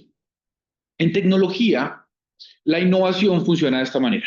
Ustedes articulan recursos humanos, tecnológicos, financieros, básicamente mucha gente, mucho billete y muchos fierros, para crear algo nuevo. Eso les da a un competidor una postura privilegiada en el mercado. Y eso lo protege a través de diferentes mecanismos, entre ellos el secreto empresarial. Es decir, yo no tengo por qué revelar mi algoritmo. Con esto es con lo que yo compito. Y aquí voy a hablar un poquito más técnico. Hasta en lo más sencillo, a ustedes 3 líneas de código hacen la diferencia entre la mejor y la peor solución tecnológica en el mercado, así sean de condiciones técnicas uniformes. Siempre hay algo que marca la diferencia. ¿Y qué dice aquí la Corte? No. Entonces, entidad pública, usted le va a entregar el código fuente al accionante. Accionante, usted promete que no lo va a revelar. Yo creo en el doctor Upegui, pero pensemos que es otra persona con pretensiones eh, no tan académicas. Entonces usted se lo entrega, ojo, no hay ningún protocolo, no hay ninguna medida. Entonces aquí eso nos lleva a un fallo del Tribunal Europeo de Derechos Humanos de este año, en el cual hay un caso de transparencia algorítmica. Es un caso muy bonito, para que ustedes vean que hasta el caso más pequeño se puede convertir en un fallo hito. Una persona en Austria va a sacar un plan prepago en celular de 10 euros. Le hacen el estudio crediticio y le dicen, no, no se lo puedo dar porque usted no tiene capacidad. Pero ¿cómo así es ridículo? Explíqueme. No, pues no tiene. No, explíqueme. No, fue una máquina. Máquina. Entonces este señor arranca. Primero con el sistema austriaco, se recorre el sistema austriaco. Llega hasta el Tribunal Constitucional, no sé cómo se llama, del sistema austriaco, y le dice no, porque prevalece el secreto empresarial. Usted no, ya confórmese con lo que le están diciendo.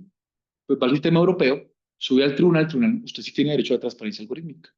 Pero ahí el tribunal no hace una revelación en bloque como lo ordena la Corte Constitucional, sino que hace una revelación, en inglés se llama, bueno, en español es instanciada, es decir, yo solamente le voy a revelar a usted la parte del código necesaria, dime, Suya. la suya, para lo que usted tiene que entender. ¿Listo? Y eso nos lleva a establecer otra gran diferencia.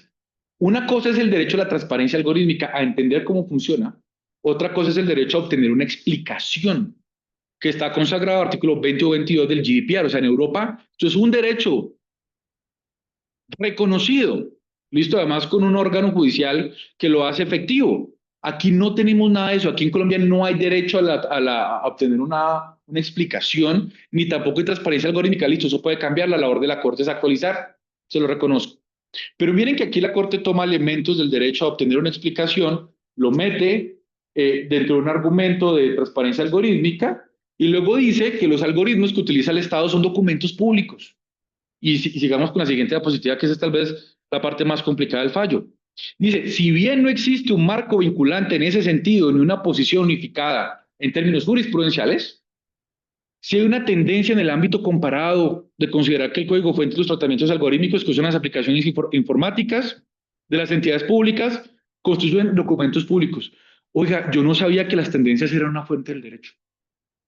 Yo reviso el artículo 230 y no lo encuentro. Entonces uno dice, ojo, el juez lo puede actualizar, claro, pero entonces, ¿por qué no se ayuda de evidencia empírica? Entonces ahí, a renglón seguido, cita a Francia, a Noruega, a Dinamarca, y dice, hombre, estamos en Cundinamarca, no estamos en Dinamarca. Entonces es muy importante eso. Entonces miren todas las cosas que pasan acá, en este fallo. ¿Listo?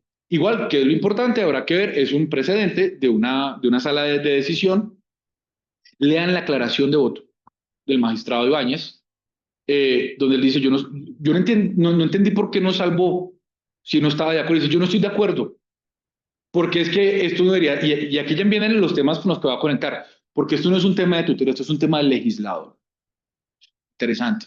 Yo no estoy de acuerdo, la Corte no puede realizar esas generalizaciones. Entonces, pues, magistrado, ¿por qué no salvó el voto? No sé, un día me lo encuentro y le pregunto, no sé, yo les cuento cómo me va, que le pregunto por qué no salvó en vez de aclarar. Pero lo cierto es, miren lo que queda ahí. Entonces, hoy en día hay una sentencia de tutela que reconoce la transparencia algorítmica. El mensaje para las entidades públicas es pilas porque la van a tener que revelar. ¿Cómo van a hacer eso en términos de contratación estatal? Eso va a ser un dolor de cabeza. Porque ¿qué pasa si un proveedor revela una solución y eso termina en manos de un tercero? Ya vieron nuestro amigo dejando notas de amor en acá. ¿Qué pasa si un tercero maliciosamente accede a ese código y lo publica y ese competidor pierde su ventaja competitiva en el mercado? Pues eso va a ser una demanda, una reparación directa que se va a demorar 20 años. Esa persona, pero entonces, claro, dentro de 20 años le van a pagar a usted con un título del Estado, es que va a poder cambiar en otros 30 años. Y mientras tanto, ¿qué pasa con el derecho a la libertad de empresa? ¿Qué pasa con el derecho a la innovación? Y aquí esto es un poquito muy atrevido, pero yo creo que eso puede llegar a ser una expropiación administrativa, o sea, eventualmente no hay, sin una compensación. Y, igual una compensación es, ¿uno cómo compensa eso? Ojo, muchos de estos códigos fuentes son invaluables, son el centro de una empresa multinacional. Entonces, yo les cuento qué va a pasar en la práctica, que hay empresas que van a decir, pues yo no contrato en Colombia. O hay empresas que simplemente así, no, no lo voy a hacer. O peor aún, van a sacar una versión light para Colombia. Y Colombia, entonces los colombianos, no vamos a perder el derecho de gozar de los avances tecnológicos. Entonces, si ven cómo una cosa lleva a la otra. Pero Dime. esta sentencia, la Corte Constitucional, la Sala de Revisión, Sí, lo busca, así sea forzadamente, encuadrar en la Ley de Transparencia y de Información 1712 del 2014. sí. Entonces, busca esos conceptos de esa ley de información pública reservada, clasificada, etc. Y no, o sea, no lo mencionaste, pero me interesa en este punto, antes de que pases a la otra, decir si esa ley de verdad se ajusta a estos algoritmos. O sea, que yo puedo poner esos algoritmos, buscar forzosamente. Uy, esa es una pregunta muy bonita. Técnicamente la ley no dice nada de sistemas de información. ¿Listo? Yo creo que sí hay cierto deber de transparencia, sobre todo pero ojo, cuando estoy tomando una decisión con repercusiones y usos fundamentales. Les pongo un ejemplo que está documentado por la Fundación Carisma, se lo recomiendo. Gran estudio, publicado hace por unos 3 o 4 años, que investiga cómo el DNP utilizó inteligencia artificial para renovar o actualizar unas cosas del CISBEN. Y si no estoy mal, el título de ese estudio que me fascina se llama Experimentando con la pobreza. Y muestran cómo, dependiendo del algoritmo, esto puede tener repercusiones en la calificación de una persona en diferentes niveles del CISBEN y de ahí el acceso a una cantidad de cosas. Yo creo que ahí uno sí tiene derecho a entender, pero ojo, ¿hay formas de cumplir con eso? Claro, mire lo que hizo Europa. Entonces cuéntele exactamente cómo esa decisión se tomó, qué datos se tuvieron en cuenta, qué parámetros, pero yo para eso no tengo que revelar el código fuente. Yo puedo hacer un disclosure instanciado, eh, eh, eh, lo puedo para proteger la libertad de empresa y a su vez para contar a la persona, diga, usted perdió el nivel que tenía porque esto cambió. Porque entonces con eso esta persona va a poder iniciar sus debidas acciones judiciales y constitucionales. Oye, y en un futuro vamos a ver acciones de tutela contra códigos fuente, yo creo que sí. Pero más que contra el código fuente es contra esa explicación de la administración articulada. Mire, yo tuve en cuenta este criterio, tuve en cuenta este dato. Le dice, no, pero es que pilas que ese ya no es mi dato, está desactualizado. Bueno, listo. Entonces lo cambio y corramos el modelo. O las asunciones que usted utiliza en ese modelo, pilas porque esa asunción está perpetuando un sesgo estructural. Entonces, pero eso me lo va a dar a mí, es la explicación. Yo revelarle el código fuente en bloque, eso no me va a decir a mí mucho. Yo no creo que eso sea un tema de ley de información. Yo creo que es apresurada equipararlo con un documento público, aunque si uno ve por allá el Código General del Proceso, cuando uno ve la definición de documento, tal vez el software entre por ahí. Es una construcción mucho más técnica, pero yo lo que llama la atención es, ojo que hay una distinción entre el derecho a acceder a la información pública, y ahí el gran referente es FOIA en Estados Unidos, FOIA, que es el régimen de información pública, donde hay unas disposiciones de transparencia algorítmica, y otra cosa es el derecho a obtener una explicación no reconocido en Colombia, hoy reconocido en el GDPR y en América Latina, creo que por ahí está en Brasil, y si no estoy mal en Argentina, que ya tienen versiones del GDPR a la brasileña y a la argentina, pero en Colombia no.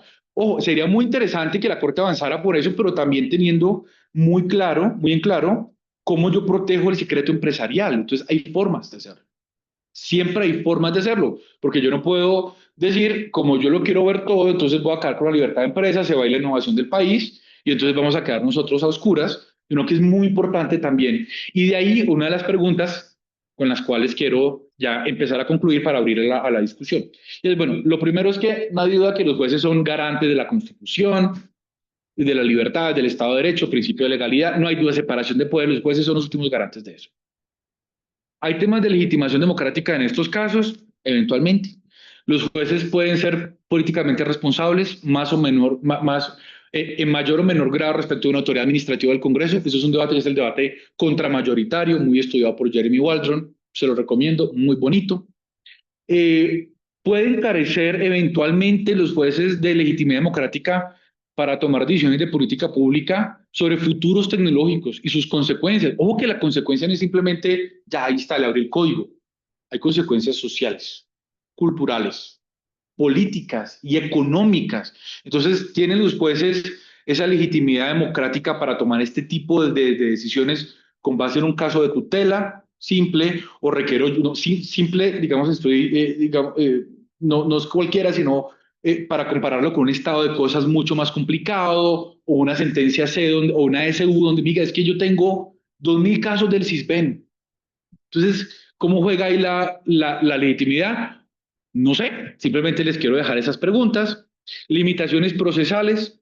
En principio, las juezas únicamente pueden responder a disputas concretas y no participar en planificación prospectiva. Yo tengo que resolver el caso.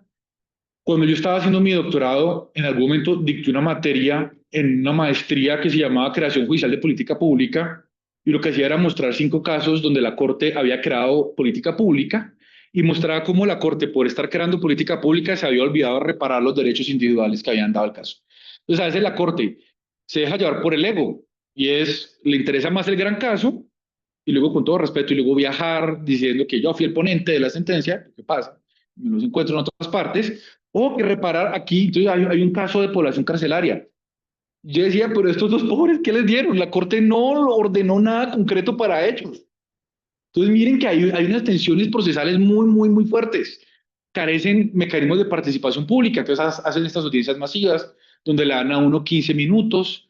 Eso lo hablaba en su momento con una gran constitucionalista de nuestro departamento. Me decía, Daniel, yo creo que eso es más show. Además que ella fue magistrada auxiliar de la Corte. Mi hijo es más show. ¿Valdría la pena el día de mañana un estudio empírico que mida el impacto de las audiencias públicas en la calidad de las sentencias de constitución? Eso sería espectacular. Mi hipótesis es que eso no tiene ningún impacto. Sí, posiblemente lo dejo ahí. Pero no, espectacular porque no vino. Bueno, que venga. Maravilloso. O lo hago con la intención de propiciar ese debate y que de aquí salgan muchas, muchas, muchas cosas, papers, eventos, etcétera.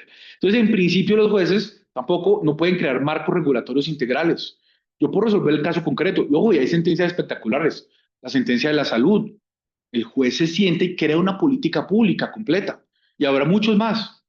Pero hasta qué punto en temas tecnológicos yo puedo sopesar todas las variables, sobre todo técnicas que hay en el debate.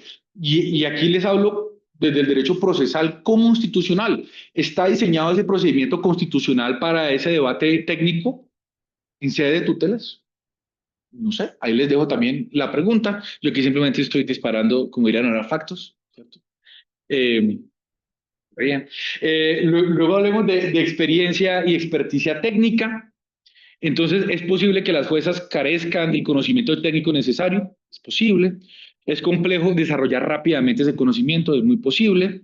¿Están limitados a la adjudicación reactiva de cada caso en lugar de la formulación proactiva de política pública? La política pública sigue otra visión. Y simplemente para terminar, ahí hay un punto muy interesante sobre la experticia y que quiero conectar con este estudio empírico que hice. Yo ya les contaba que había evaluado quién utilizaba inteligencia artificial, únicamente el 22% de la rama. Aquí hay una, técnicamente hablando, se llama una validación concurrente con el informe de la rama publicado. Hay un uso muy minoritario de los funcionarios judiciales, pero esa no es la por parte. La por parte es el uso de ChatGPT en su versión gratuita. Ojo, ahí no hay ninguna expectativa de privacidad ni de seguridad de la información. Hay jueces cargando expedientes completos o expedientes con datos sensibles, información financiera, información familiar, información médica. Y lo están haciendo mayoritariamente. No sé si vieron que hace poco OpenAI tuvo un escándalo porque Google indexó todas las conversaciones gratuitas. Ustedes pueden buscar, ya lo bajaron por el escándalo, pero usted buscaba, bueno, yo no porque yo soy usuario pago, pero Daniel Castaño, ChatGPT, que salían todas mis conversaciones, bueno, así pero con las de todo el mundo. Entonces imagínense buscar, no sé, juzgado, sí, juzgado promiscuo tal, que me salgan todas las conversaciones del juzgado promiscuo allá cargando la historia clínica o la de ustedes, imagínense. Eso es interesante, hay un tema de privacidad muy grave. Entonces miren, ojo, esto es, el uso mayoritario de ChatGPT, pero esa no es la mejor parte. Si vemos en la siguiente diapositiva, y es para qué lo utilizan. Y es el 42% de los jueces encuestados la utilizan para información técnica sobre los casos. Entonces, ¿eso qué nos dice? Que los jueces no tienen la formación técnica para resolver sus casos, están externalizando ese conocimiento en ChatGPT. Entonces, ojo, cuando ustedes le preguntan algo a ChatGPT legal y alucina, uno ya tiene el ojo legal y uno dice, eso no es. Pero si usted le pregunta sobre una operación médica, ¿tenemos los abogados el criterio para juzgar si es cierto o no? O un tema de ingeniería civil, o un tema de... No lo tenemos. Entonces, ojo, eso es un mensaje para las universidades. Tenemos que reforzar la formación de nuestros abogados y abogadas y de los que ya están. O sea, siempre se habla como si los que ya nos graduamos ya échenle la bendición. No, no, no, no, no. O sea, vengan, vuelvan a la universidad y aquí les contamos cómo leer un dictamen pericial, cómo Yo le he dictado conferencias a tribunales administrativos y tribunales de la jurisdicción ordinaria de cómo utilizar inteligencia artificial para leer un dictamen pericial y qué herramienta le sirve y qué herramienta no le sirve. Entonces, miren que ese es un llamado general a la educación legal. Pero entonces, ¿qué nos dicen los datos? Esto es un hallazgo muy bonito. Los datos demuestran una inclinación hacia consultas no legales. La IA no se usa para razonamiento legal, sino para conocimiento técnico especializado. Esto sugiere que la justicia moderna requiere conocimientos técnicos que la formación legal tradicional no nos proporciona. Segundo, hay una crisis de la validación de la expertise. Y esta los procesualistas se la ha botado un par y se tocan. Y nos está mostrando cuál es la herramienta que tiene el juez a su disposición para temas técnicos. El dictamen pericial. Eventualmente hay un testigo técnico, eventualmente pues el dictamen pericial. Pero ¿qué estamos viendo? El juez tiene 1, 2, 3 dictámenes periciales, no los entiende, no confía en ellos. Y luego se va a una herramienta en la cual no confía, porque el 70% de los jueces que utilizan inteligencia artificial no confían en ella. Entonces ahí me parece algo curioso. Yo no confío en el dictamen pericial, tampoco confío en ChatGPT, pero igual le cargo el dictamen pericial para que ChatGPT me lo explique. Lo que le dicen es explícame este dictamen pericial en términos de abogado. Términos de abogado. Términos de abogado, o explícaselo a un niño de 15 años. Entonces, claro, ChatGPT coge el concepto súper técnico y se los pone en un lenguaje muy amigable. Pero entonces miren que hay una crisis de expertise y eso lleva a una inferencia muy interesante. Y hay una transformación invisible de la naturaleza judicial. Los jueces están evolucionando silenciosamente de intérpretes legales puros, que es lo que nos enseñaron a nosotros. El juez, entonces yo me acuerdo de mis clases de la boca el juez en el mundo de las ideas, allá flotando, bacano, cuál es la premisa mayor y la menor. Y no, miren, hay híbridos técnico-legales. Entonces, los casos revelan un uso creciente de IA para la validación técnica en materias fuera del experto. Entonces, miren, la inteligencia artificial nos está mostrando que la educación legal tiene brechas y que nos tenemos que poner las pilas. Entonces, ahí no es un tema, como lo hizo el Consejo Superior, de prohibir. Por más que lo prohíban, esto es una transformación que no detiene nadie. O sea, usted le puede prohibir y se lo puede bloquear en el computador. El servidor judicial o el funcionario administrativo. Incluso yo les cuento, he estado en organizaciones privadas donde miembros ejecutivos de alto cargo, a pesar de que tienen las aplicaciones bloqueadas en el computador de la empresa, las utilizan en el celular. Incluso encontramos uno que utilizaba DeepSeek, que es el modelo chino en su celular, para consultar la información confidencial de una empresa multinacional. A la persona casi la botan de esa oficina que queda en un piso muy alto, pero entonces, entonces esto me lo explicaron a mí en Estados Unidos. ¿Han visto ese juego cuando uno va a una feria que es como topos? Sale el topo y uno tiene un mazo y no les pega. Entonces, ese mazo, esa ranita es ChatGPT, por más que usted le casque duro ahí, eso lo va a salir por otra parte. Entonces, por más que usted le diga, no, lo voy a investigar, es ilegal, el funcionario judicial que tiene que sacar no sé cuántas sentencias al mes, que tiene un dictamen pericial, aquí a las personas que han litigado, uno a veces dice, pero esto quién lo redactó, esto no lo entiendo, y ya tengo que salir de esto. Entonces allá, ChatGPT, explícame esto. Entonces miren cómo por más que yo tape, la inteligencia artificial es algo que está ahí y que nos está mostrando la transformación de la función judicial. ¿Listo? Y ya para terminar, quiero entonces concluir con una reflexión. Who guards the guardian? Entonces tenemos unos jueces que son los guardianes constitucionales, que nos garantizan que el derecho se ajusta a la realidad, que crean derecho y lo hacen no porque quieran, porque lo tienen que hacer, a veces con mejores o peores argumentos, pero lo hacen. Pero la pregunta es, ¿quién cuida ese guardián? ¿Quién cuida el guardián? ¿Y cómo garantizo yo que ese guardián no rompa tampoco nuestra arquitectura constitucional? Y simplemente para terminar, algunas preguntas para la discusión y ya con eso abro el debate. Y es la primera: el Congreso de la República y el Poder Ejecutivo deberían ser en principio los encargados de la regulación de tecnologías emergentes. ¿Cómo los jueces pueden revisar casos altamente técnicos? Esta suena muy bonita desde el punto de vista teórico. Las doctrinas tradicionales de control judicial son adecuadas para entender estos desafíos de la era digital. Y la última, que es muy difícil en términos operativos, es esa tensión entre la experiencia técnica de autoridades administrativas y la interpretación judicial, ¿cómo la resolvemos? Porque entonces vamos a empezar a ver eso. Entonces viene una autoridad administrativa que es técnica, que es experta, que de alguna forma ha llegado a una conclusión, supongamos que eso es cuestionado en sede judicial, con base en qué el juez o con qué herramientas va a interpretar eso. Entonces eso ha sido muy desarrollado en Estados Unidos. Temas muy bonitos desde Citizens contra Overton Park, desde State Farm, que son, digamos, los casos más gruesos. Ahí hay un caso que se llama el caso del etileno, que no es de la Corte Suprema, sino del Circuito de Columbia, donde hay una discusión espectacular entre dos jueces hablando de cuál debe ser la aproximación del juez a la interpretación técnica administrativa, si difiere o no difiere, cómo la evalúo.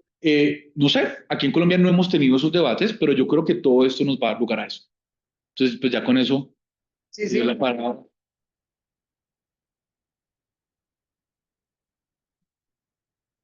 Muchísimas gracias, Daniel, por esa provocativa conferencia, pues sesión número 13 de la cátedra. Creo que cumplimos, ya te doy la palabra, Andrea.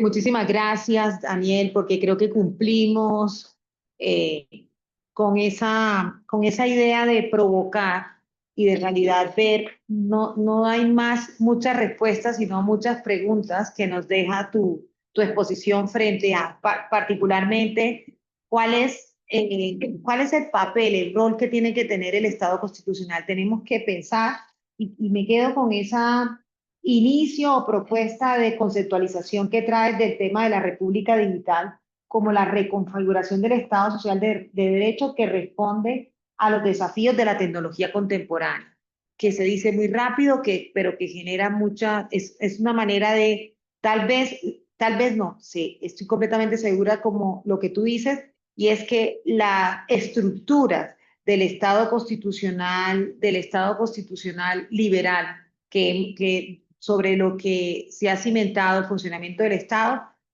hicieron aguas y tienen que volver a repensarse frente a este tipo de cosas. Voy a dar la palabra a Andrea de primera, por supuesto, que me está pidiendo la palabra, pero quisiera pedirles algo y es que no tenemos más allá de 20 minutos para poder terminar la sesión y poder cumplir con el uso de la palabra. Entonces, les pido a todos, les voy a dar la palabra, pero les pido que seamos concretos con el ánimo de que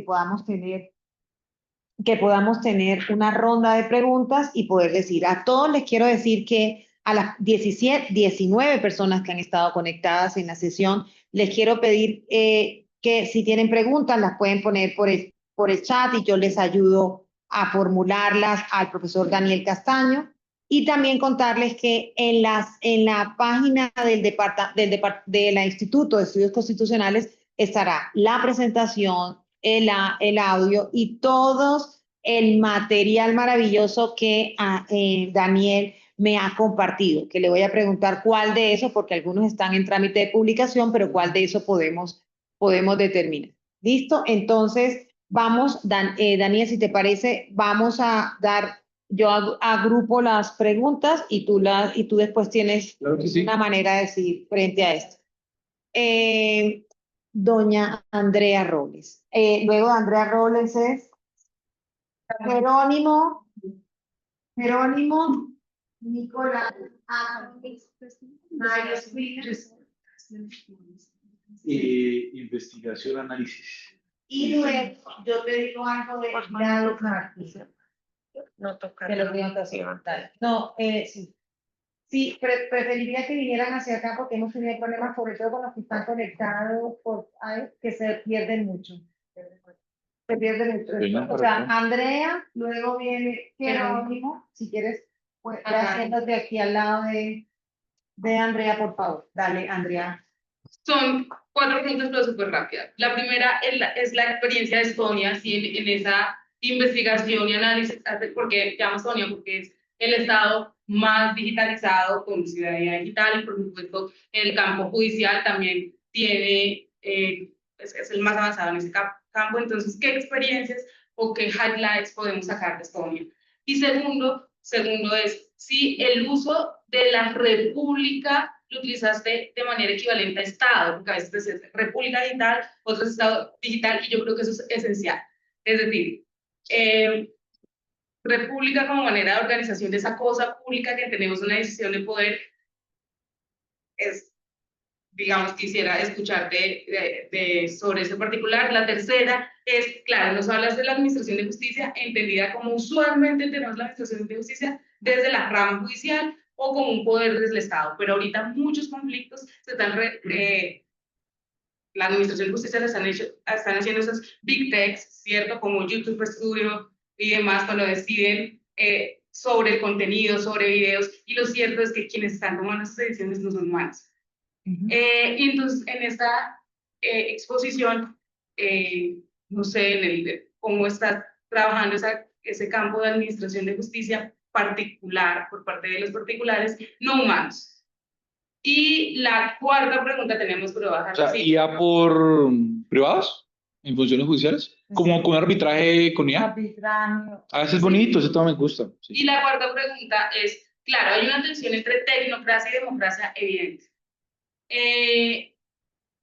Un poco jugando a los Harari como futurista y sobre todo con la incidencia que tiene la tecnología tanto para masificar y darle voz a todos, que sería la democracia, pero al final, en tu opinión, va a primar esa tecnocracia solamente, o sea, en realidad así creamos que tengamos voces y micrófonos para decir, al final estas decisiones cada vez se están tomando por más poquitos o por menos. Bueno, pues son bastantes preguntas Bueno, diferentes. Las agrupamos. Bueno, las sí, dale. agrupamos, ¿te parece? Sí, sí, claro que Porque sí. para darle espacio que tú. Quédense ahí. Y Anthony, ahorita pasas para allá. Jerónimo, estudiante de la Facultad de Derecho. Doctor Daniel, pues muchísimas gracias por la conferencia y pues, como lo dijo la doctora Flor Alba, al salir de este espacio, pues a uno le quedan más bien muchas más dudas que respuestas. Yo tengo dos preguntas. La primera es que en los últimos 25 años hemos visto un crecimiento exponencial en el tema de la influencia de la tecnología en el derecho privado y en el derecho público. En el derecho privado tenemos smart contracts, bueno, tenemos blockchain, tenemos de todo.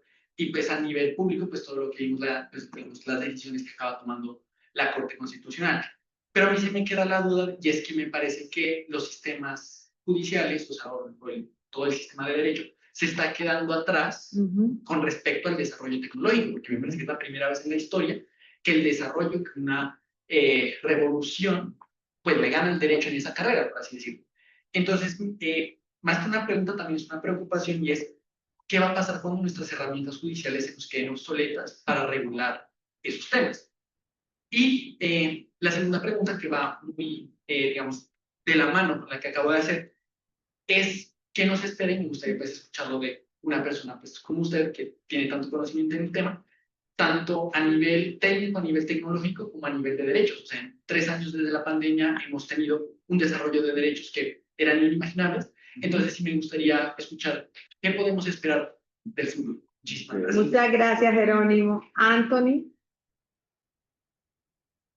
Bueno, sí, doctor Jerónimo, de nuevo le reitero, perdón, doctor Daniel, le reitero mis agradecimientos, de igual por quizás este tema que es quizás el tema de la actualidad, indudablemente, pues bueno, de igual manera quedan muchas dudas, muchas cuestiones, también quizás muchos miedos con respecto a este tema. Entonces, puntualmente, vamos a hacerle dos preguntas. En un primer momento, si usted cree que es posible, y si es posible, ¿qué tan lejos estamos de que se, pues bueno, oficialice o legalice que se usen en etapas procesales específicas el uso de inteligencia artificial? No se me ocurriría para la atención de la demanda, que en esa cuestión que sea completamente inteligencia artificial, y ya yéndonos al extremo, ¿qué tan probable cree usted que incluso la inteligencia artificial llegue a reemplazar algún día de manera terrorífica la figura incluso del juez mismo? O sea, de que todo el proceso se llegue a surtir mediante inteligencia artificial. Y por otro lado también podría ser, por ejemplo, pues, ¿qué opina usted en su experticia con respecto a la elección o a la contratación de cargos públicos o altos dignatarios? ¿Cómo podría ser que, pues bueno, debido a tanto sesgo y tanta polémica, se hiciera por idoneidad, o sea, una inteligencia artificial que de alguna forma, evadiendo todos los sesgos que esta contiene, consiga al mejor candidato para un cargo público, para una contratación estatal? Principalmente eso. Muchísimas gracias, Anthony. Nicolás. Bueno, doctor, tengo dos preguntas. La primera, frente a la rama judicial, por el ejercicio de la rama judicial, esa función jurisdiccional del juez frente a la IA. En ese sentido, la pregunta sería sobre esta parte de la interpretación que piden o que solicita el juez hacia inteligencia artificial, que a veces como usted lo dice, de una manera gratuita, que era mi primera preocupación, es decir, los documentos delicados, la información delicada termina en una nube en Internet. Pero más allá de la pregunta es la formación del juez frente al prompt que utiliza para hacer ese juicio de valor, para que ChatGPT o Gemini o la inteligencia artificial que sea te explique eso. De una u otra manera, el prompt que tú realices le va a dar la indicación a la inteligencia artificial de cómo responder. Por consiguiente, dentro del estudio podría también estar en otro momento cómo ha sido utilizado ese prompt. ¿Qué prompt ha utilizado? O sea, hago ese ejemplo para un próximo estudio en ese sentido, porque yo digo, listo, entendiendo eso, el juez ya está sesgado por una interpretación que él tenga. Que según los procesalistas, no, que según los procesalistas, eso es mentira. Ya tiene un sesgo el juez. Y si el juez tiene un sesgo y lo comunica al ChatGPT con un prompt erróneo o con un prompt sesgado, ¿con qué va a resultar? Con un resultado sesgado, con un resultado que va más allá de si tiene algún tipo de neutralidad el chat o no, o la inteligencia artificial o no. Esa es la primera frente al ejercicio judicial. La segunda pregunta que tengo es frente a la creación de ese nuevo estado digital, esa república digital. Lo tomo con la pregunta de la doctora, pues lo llevo más como ese estado digital y a esta promoción que hubo del Departamento de Derecho Constitucional, el nuevo Congreso del Ingreso Mundial de Derecho Constitucional el próximo año, que se reunió el día domingo, hablando de democracia digital, hablando de constituciones digitales. En ese sentido, decir, ok, ya esto es una realidad y tenemos que empezar a tenemos que deslindarnos o alejarnos de la idea de que lo que pasa en la red es distinto a lo que pasa en la vida real. Y que realmente lo que pasa en la red, o en este caso, pues mi tesis sobre redes sociales, democracia, microsegmentación, pero vamos al tema de decir, lo que pasa en Internet o lo que pasa en la tecnología es diferente a lo que pasa en la vida real, cuando ya es un mismo. ¿Sí? Pero entonces, a lo que quiero preguntarle es, ¿qué rol tienen en este momento las empresas? O sea, las empresas terminan siendo fundamentales en esta nueva creación de un Estado. Y esta nueva creación del Estado, con las empresas prácticamente a la cabeza, es decir, como usted decía, si limito a la empresa, ellos nos va a traer una versión light. Limito a la empresa, entonces estamos prácticamente, en este momento, más que nunca, blindados a lo que la empresa quiera, a lo que las empresas quieran, porque es el centro, ya no solamente es el lugar en donde si ellos contratan o no contratan, o si nos llevan tecnología o no nos llevan tecnología, sino que son los dueños del ágora pública, de donde todos estamos día a día y lo que usamos día a día. Pasa el ejemplo de Europa, pasa el ejemplo con iPhone y con la inteligencia artificial, en donde cada vez más europeos dicen, un momento, yo quiero tener la inteligencia artificial de Apple, yo quiero tener un montón de cosas que Apple nos trae. Les quisiera ver cómo es quiero saber su opinión frente a cuál será ese papel de la empresa y si cada vez son más dependientes el papel de la empresa frente a la creación de un Estado. Muchísimas gracias, Nicolás. Querido Mario Ospina. Bueno, doctora, muchas gracias. Daniel, muchas gracias por esta presentación. Realmente nos dio muchas inquietudes, ¿no? Aquí mis compañeros y compañeras han ido gozando. Históricamente ha existido toda una serie de discusiones en torno a qué papel ha jugado la inteligencia artificial en las tecnologías en la vida humana, ¿no? Y ahora hay mucho de la mano de las revoluciones, ¿no? Por ahí en 2014, Klaus Schwab, el presidente del Foro Económico, pues ya nos daba una serie de visión, ¿no? De premonición acerca de cómo se iban vinculando estas inteligencias con la vida humana, ¿no? Y hoy en día, efectivamente, como decía la doctora Floralba, pues se lo plantean, bueno, y como tú también lo decías al principio de tu presentación, sobre los desafíos que lo plantea esto para el derecho, por ejemplo, de democracia, pero más allá de eso también, ¿no? Bueno, Andrea también nos decía sobre la tecnocracia o la noocracia, por ejemplo, ¿no? Si hablamos del homo deus, ¿no? La configuración ¿no? de un nuevo sujeto moral, ¿no? Desde la perspectiva kantiana. Y a partir de eso, pues también se nos genera también una serie de discusiones éticas, por ejemplo, acerca de qué papel ocupa el ser humano dentro de esa reflexión, ¿no? Porque históricamente, pues ha existido toda una, ¿no? Digamos, una perspectiva de análisis que parte en todo caso de la idea del sujeto como centro del universo, como centro de la discusión y el cual se deduce la reflexión moral, ¿no? Entonces el sujeto decide hoy en día sobre los animales, ¿no? Porque al final pues el sujeto son los animales o sobre otro tipo de entidades, ¿no? No humanas, vivas no humanas, pero al final siempre está el ser humano en el centro de la reflexión, ¿no? Más allá que reconozcamos que los animales también son sujetos de derechos o que son sujetos que también merecen alguna protección. Pero hoy en día, ¿no? Ya con los avances de la tecnología, el carácter disruptivo, inteligencia artificial, el test de Turing, bueno, todo ese tipo de procesos que se han dado y que han llevado ya casi que a asimilar la inteligencia artificial a la inteligencia humana, ¿no? No sabemos hoy en día en qué estado nos encontramos, pues si nos encontramos en una especie aparte de una especie de, ¿no? de líneas de entendimiento de lo que es, de cómo debería ser la función, ¿no? ¿Qué función debería cumplir ese tipo de tecnologías? Entonces hay una especie de tecno-optimistas, tecnopesimistas, bioconservadores, bueno, digamos, unas líneas ahí que nos dan algunas perspectivas de análisis de cómo deberíamos nosotros asumir ese tipo de inteligencia artificial o de tecnologías disruptivas. Pero una cuestión que me parece interesante, bueno, además de múltiples cuestiones, y es lo que tiene que ver con el sesgo, ¿no? Muy de la mano también con lo que decía Nicolás, y es, bueno, por un lado tenemos esa visión tecno-optimista, ¿no? Que parece que es la que hoy en día inunda nuestros corazones, ¿no? Pero por otra parte, también surge un debate acerca del sesgo, ¿no? Entonces, parece que hay un sesgo, hay sesgo, ¿no? Tenemos un sesgo, y la inteligencia artificial también posiblemente trasladamos ese sesgo, pero nos vemos con cierto derecho a pensar que el sesgo de la inteligencia artificial si no puede ser válido dentro del razonamiento jurídico. ¿Cómo, digamos, cómo podemos resolver esa cuestión? ¿Hay un sesgo sobre los sesgos, por ejemplo? ¿O ahí cómo podemos pensar que se puede resolver esta supremacía en cuanto a digamos, esa condición o ese tipo de afectaciones que podrían tener un papel importante en decisiones racionales, por ejemplo? Gracias, Daniel. No, pues esa pregunta es espectacular. Simplemente hay una cosa muy pequeña. Bueno, Mario es mi colega de preparatorios. Hemos tenido un par de preparatorios. El tema del sesgo. Si ustedes quieren ver los sesgos, este mundo es sesgado. El ser humano es sesgado. Entonces, una cosa muy pequeñita para que no se me escape. Si ustedes el día de mañana quieren ver los sesgos que puede eventualmente tener una sentencia o un documento, córranlo por una aplicación de inteligencia artificial. Y el prompt es, identifica los sesgos implícitos que motivaron esta decisión. Van a ver, todo el mundo es sesgado, pero por ahorita vamos a hablar bastante de sesgo.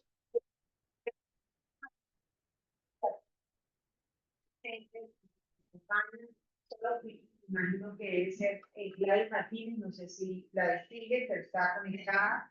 Gladys te hace la siguiente pregunta. ¿Puede el doctor Castaño dar su opinión en relación con el acuerdo del 16 de diciembre de 2024, por el cual se adoptan lineamientos para el uso y aprovechamiento respetuoso Y ético de la inteligencia artificial en la rama judicial? Las preguntas que estoy leyendo están en el chat de la sesión por Zoom. La segunda, muchas gracias, Nicolás. La segunda es, en la rama judicial es, como quiera que sea, muy útil utilizar la inteligencia artificial. Si todos los casos hitos han sido desacertados, ¿cuál es entonces la vía para utilizarla e implementarla en la rama? Muchas gracias. Sí, es una gran pregunta. Yo creo que necesitamos muchísimas más sesiones, pero como ves, han despertado muchas cosas interesantes, del orden público. De nuevo la palabra, yo quisiera también, Daniel, preguntarte, y está de la mano con lo que decía Gladys, y es, ¿por qué son desacertadas? Es decir, creo que entiendo que se metieron en temas, en harinas de unos costales que no eran, se metieron a hablar de cosas que todo el mundo cree que sabe y no son las cosas de las que sabe. Todo el mundo cree que sabe que es un algoritmo, todo el mundo sabe que es transparencia algorítmica. Se metieron a hablar de código fuentes y al final no tuvieron las determinaciones frente a ese tipo de cosas. Pero quisiera también que nos dijeras eso, ¿no? Ahondar en lo que te dice Gladys frente a cuál es la posición, y dos, que creo que también es el nuevo plan de estudio, Daniel, el nuevo plan de estudio de la Facultad de Derecho, Metodología y Práctica, que lo decía cuando tú estabas diciendo, creo que un componente que tiene que haber, y cuando hablamos de oralidad o de si pensamos en lo que tenemos que hacer ahora que estamos diseñando la Facultad de Derecho, o sea, digamos que en práctica, creo que lo que hemos visto en las últimas cuestiones es que nosotros necesitamos saber esto. de la construcción de la formación jurídica de los abogados y de las abogadas. Nosotros tenemos que saber herramientas de cómo saber este tipo de cosas y cómo utilizarlas.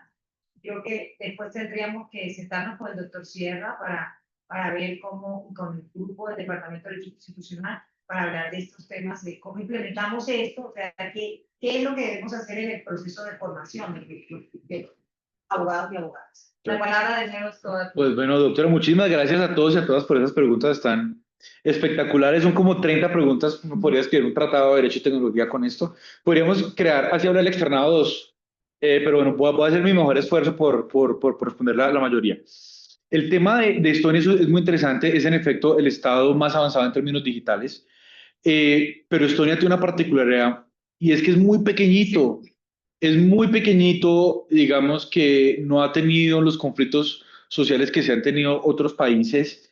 Estonia es en efecto una sociedad, ellos se catalogan como una sociedad digital, pero el otro día, y eso es anecdótico, hablaba con un abogado de Estonia y me decía, no todo lo que pintan de Estonia es real. Entonces yo le decía, oiga, lo voy a invitar a que venga a la universidad y nos cuente cómo, todo el mundo habla de Estonia, pero quiero traer a alguien de Estonia que nos cuente realmente cómo es. Ahí les cuento una anécdota muy interesante. El año pasado salió el índice de gobierno digital publicado por la OCDE.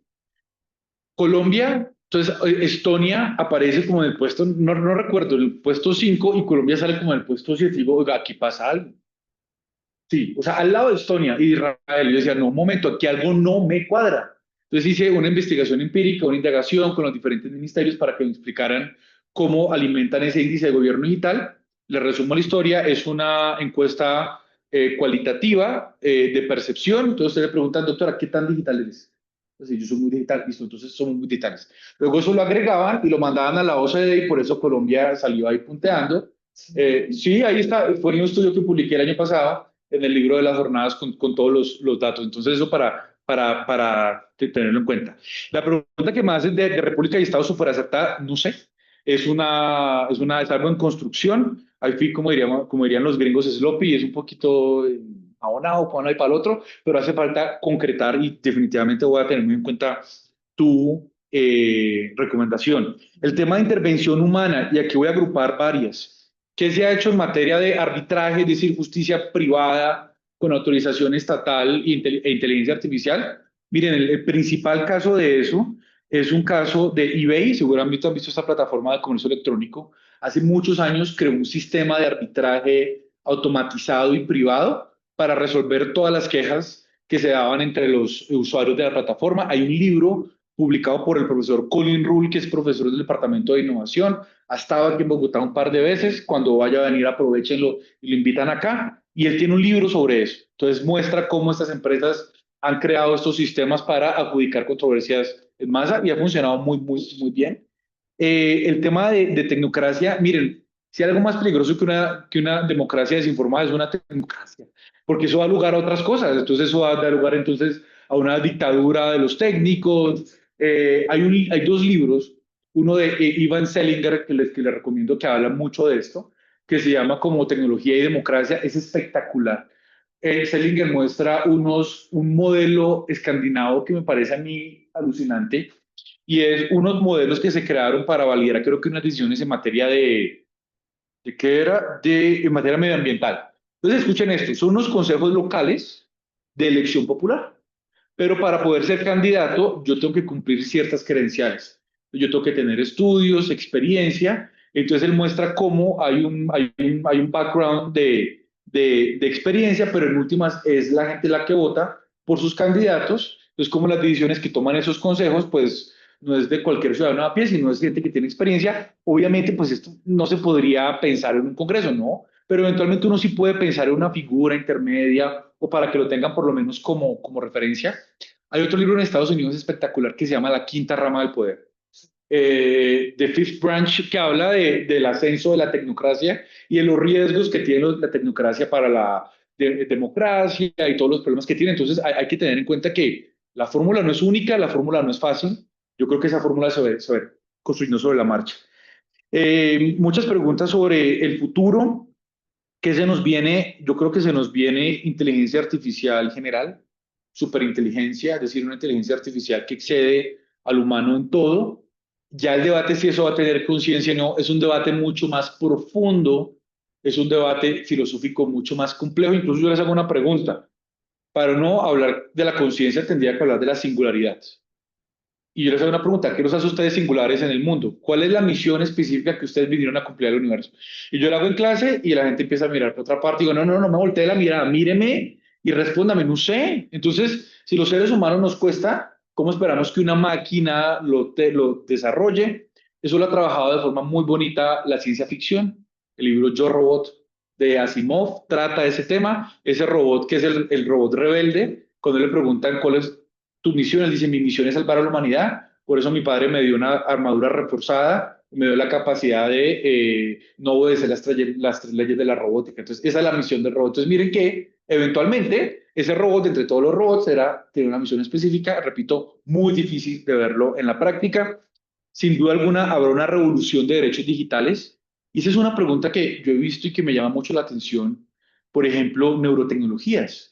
Entonces, en la medida en que estos dispositivos interactúan con nuestro sistema nervioso de diferentes formas, y esto a la generación de los wearables, que son relojes, anillos, bandas, gafas, entonces eso va a dar lugar a una inteligencia contextual, es una inteligencia artificial que oye, que está viendo, que está entendiendo, pero que también está conectada con mis pensamientos más profundos. Vamos a tener que repensar una cantidad de derechos, pero yo ahí soy un poco más minimalista. Yo no soy fan de ir creando derechos porque sí, sino cómo reinterpretamos lo que tenemos. No en vano llevamos mucho tiempo. ¿Cómo reinterpretamos, por ejemplo, el derecho a la intimidad frente a las neurotecnologías? Pues hay formas de hacerlo.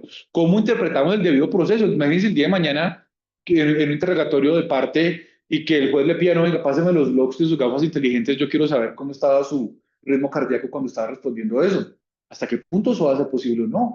Para allá vamos, ¿cierto? Para allá vamos. Entonces, yo pienso que, repito, es mi visión minimalista, puede ser que alguien diga, y seguramente ya hay libros, los derechos digitales, y está bien, o sea, nada, aquí nada está bien, nada está mal, son diferentes formas de ver las cosas. Neuroderechos. Neuroderechos, que son las neurotecnologías. A mí el tema de si la inteligencia artificial va a reemplazar al juez sí o no es un tema que me fascina, es un tema sobre el cual he escrito.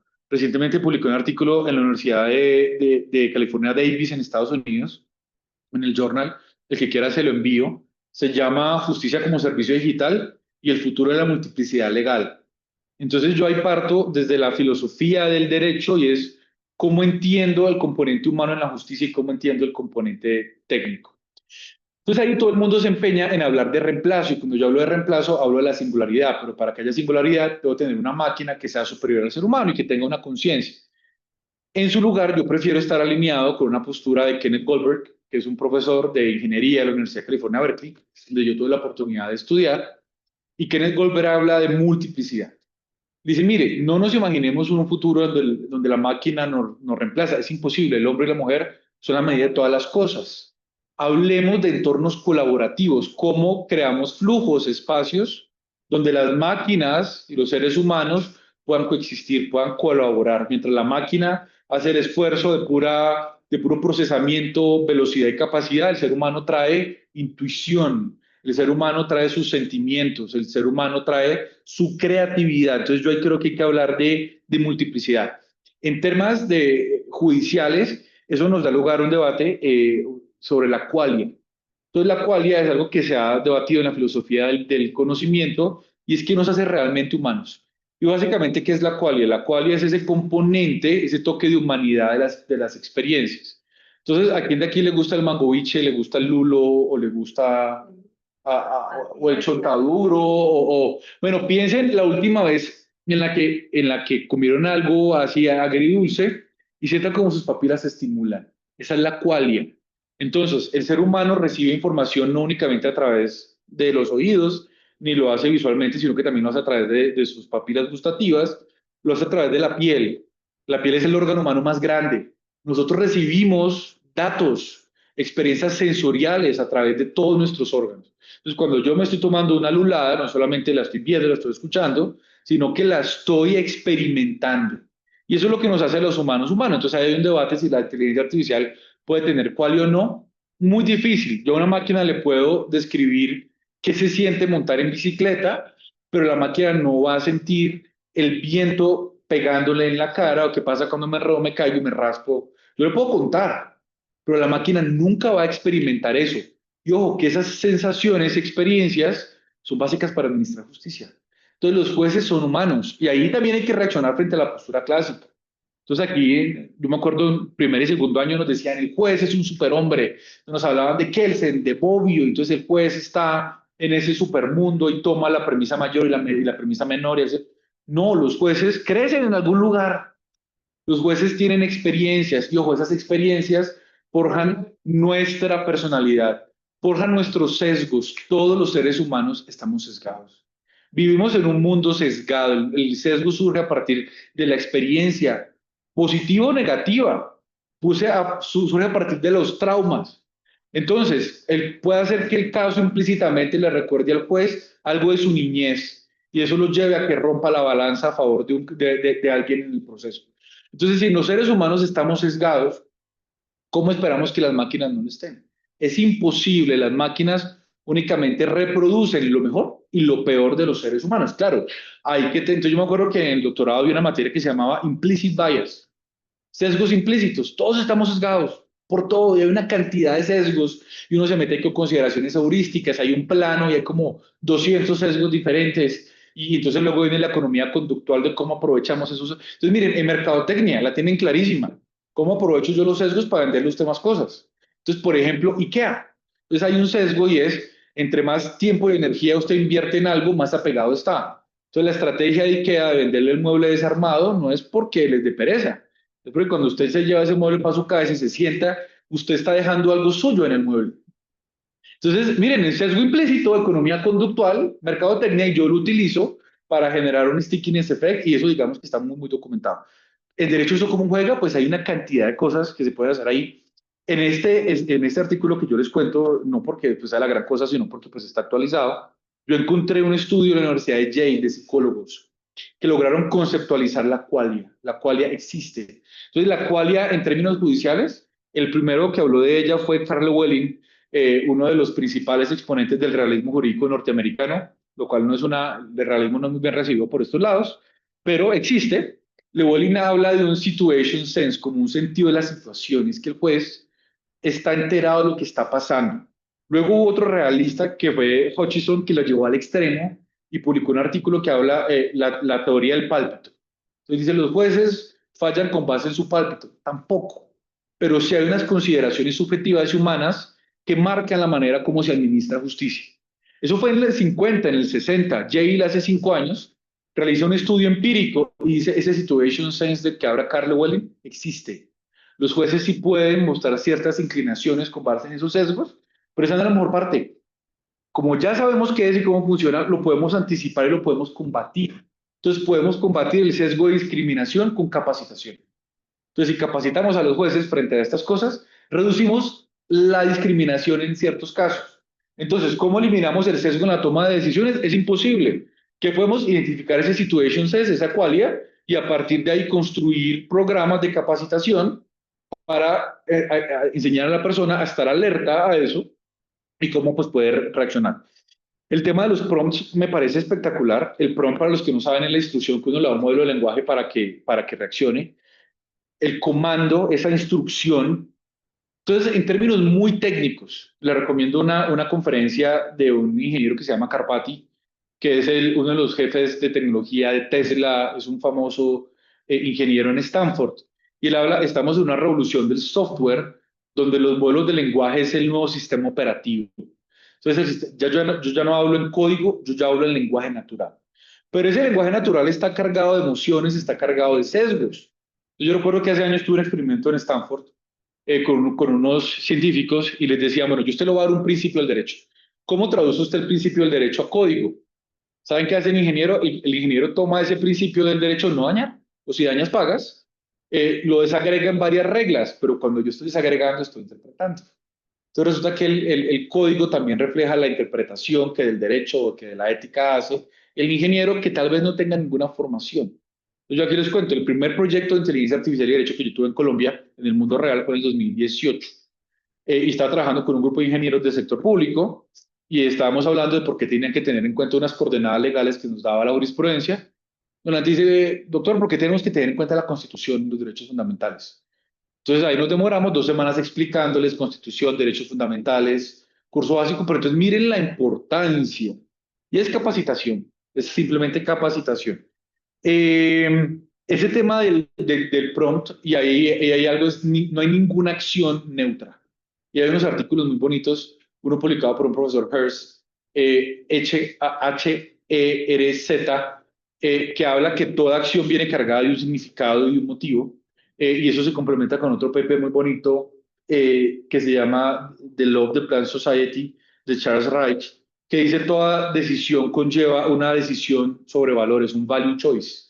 Entonces hay ciertos aspectos de la decisión que son objetivas, pero en últimas hay un criterio subjetivo que juega mucho, entonces debemos estudiar más eso. En Estados Unidos eso lo estudia una rama del derecho público que se llama Public Choice, que es derecho económico aplicado al derecho público y se encargan de estudiar eso. Y es espectacular. Entonces, pues vale la pena que le den una mirada a eso. Alguien me preguntaba sobre esa, digamos, mezcla entre la vida real y la vida digital. Eso lo ha hablado muy bonito tanto la ciencia ficción como los abogados. En la ciencia ficción les recomiendo esta obra que se llama Snowball, que es donde se crea el concepto de metaverso. Entonces ahí habla de un mundo más allá del mundo real, pero en el que todos coincidimos. Y desde el punto de vista jurídico, lean el libro 2.0 de Lauren Lessig. Entonces Lauren Lessig desarrolla todo el concepto de ciberespacio, como ese espacio donde concurre el mundo análogo con el mundo digital, y muestra cómo hay personas que pueden tener una identidad en el mundo análogo y otra en el mundo digital. Entonces muestra el caso muy bonito de un niño, de una persona que tenía una discapacidad muy grande y no podía interactuar con el mundo físico, pero era un gamer muy activo en la comunidad, era muy querido. Nadie nunca supo quién era, hasta que él se murió y en el epitafio reveló el nombre de él, y ahí toda la gente, todos los amigos empezaron a publicar cosas de no sabíamos quién era, que tenía, no hemos dicho, una vida totalmente diferente, pero cómo el ciberespacio le dio la oportunidad de desarrollar ese proyecto de vida que el mundo análogo le prohibió. Entonces hay temas espectaculares. Ahí les recomiendo un libro contemporáneo de Luciano Floridi, todo Luciano Floridi, específicamente cuando él habla de la infosfera. Entonces la infosfera es esto, es esa sociedad de la información, donde coincidimos todos, donde las decisiones y ese conocimiento colectivo lo construimos todos, pero Floridi habla también de agentes autónomos. Entonces, ¿cómo esa infosfera va a empezar a ser alimentada por inteligencias artificiales? Y ya lo estamos viendo. Entonces, como hay un bot en X encargado de publicar fake news, pues eso puede alimentar esa infosfera, y esa información es la que utilizamos pues para tomar decisiones. Ya para ir cerrando, esa visión antropocéntrica es sin duda alguna el camino a seguir. El humano tiene que ser el centro de todo. Y la responsabilidad de los gigantes tecnológicos. Y yo aquí les digo, miren, ellas se toman esto muy en serio. Ellas tienen equipos jurídicos, tienen equipos de ética digital, tienen equipos de filósofos, donde ellos revisan estas decisiones en detalle. Entonces, por ejemplo, Apple, Steve Jobs en su momento decide crear la Universidad Apple. La Universidad Apple lo que hace es dictarle cursos muy similares a sus funcionarios de ética digital, de derecho, de filosofía. Entonces, alguna vez alguna persona de Apple me contaba que la decisión sobre los productos es primero una decisión ética y es una decisión filosófica.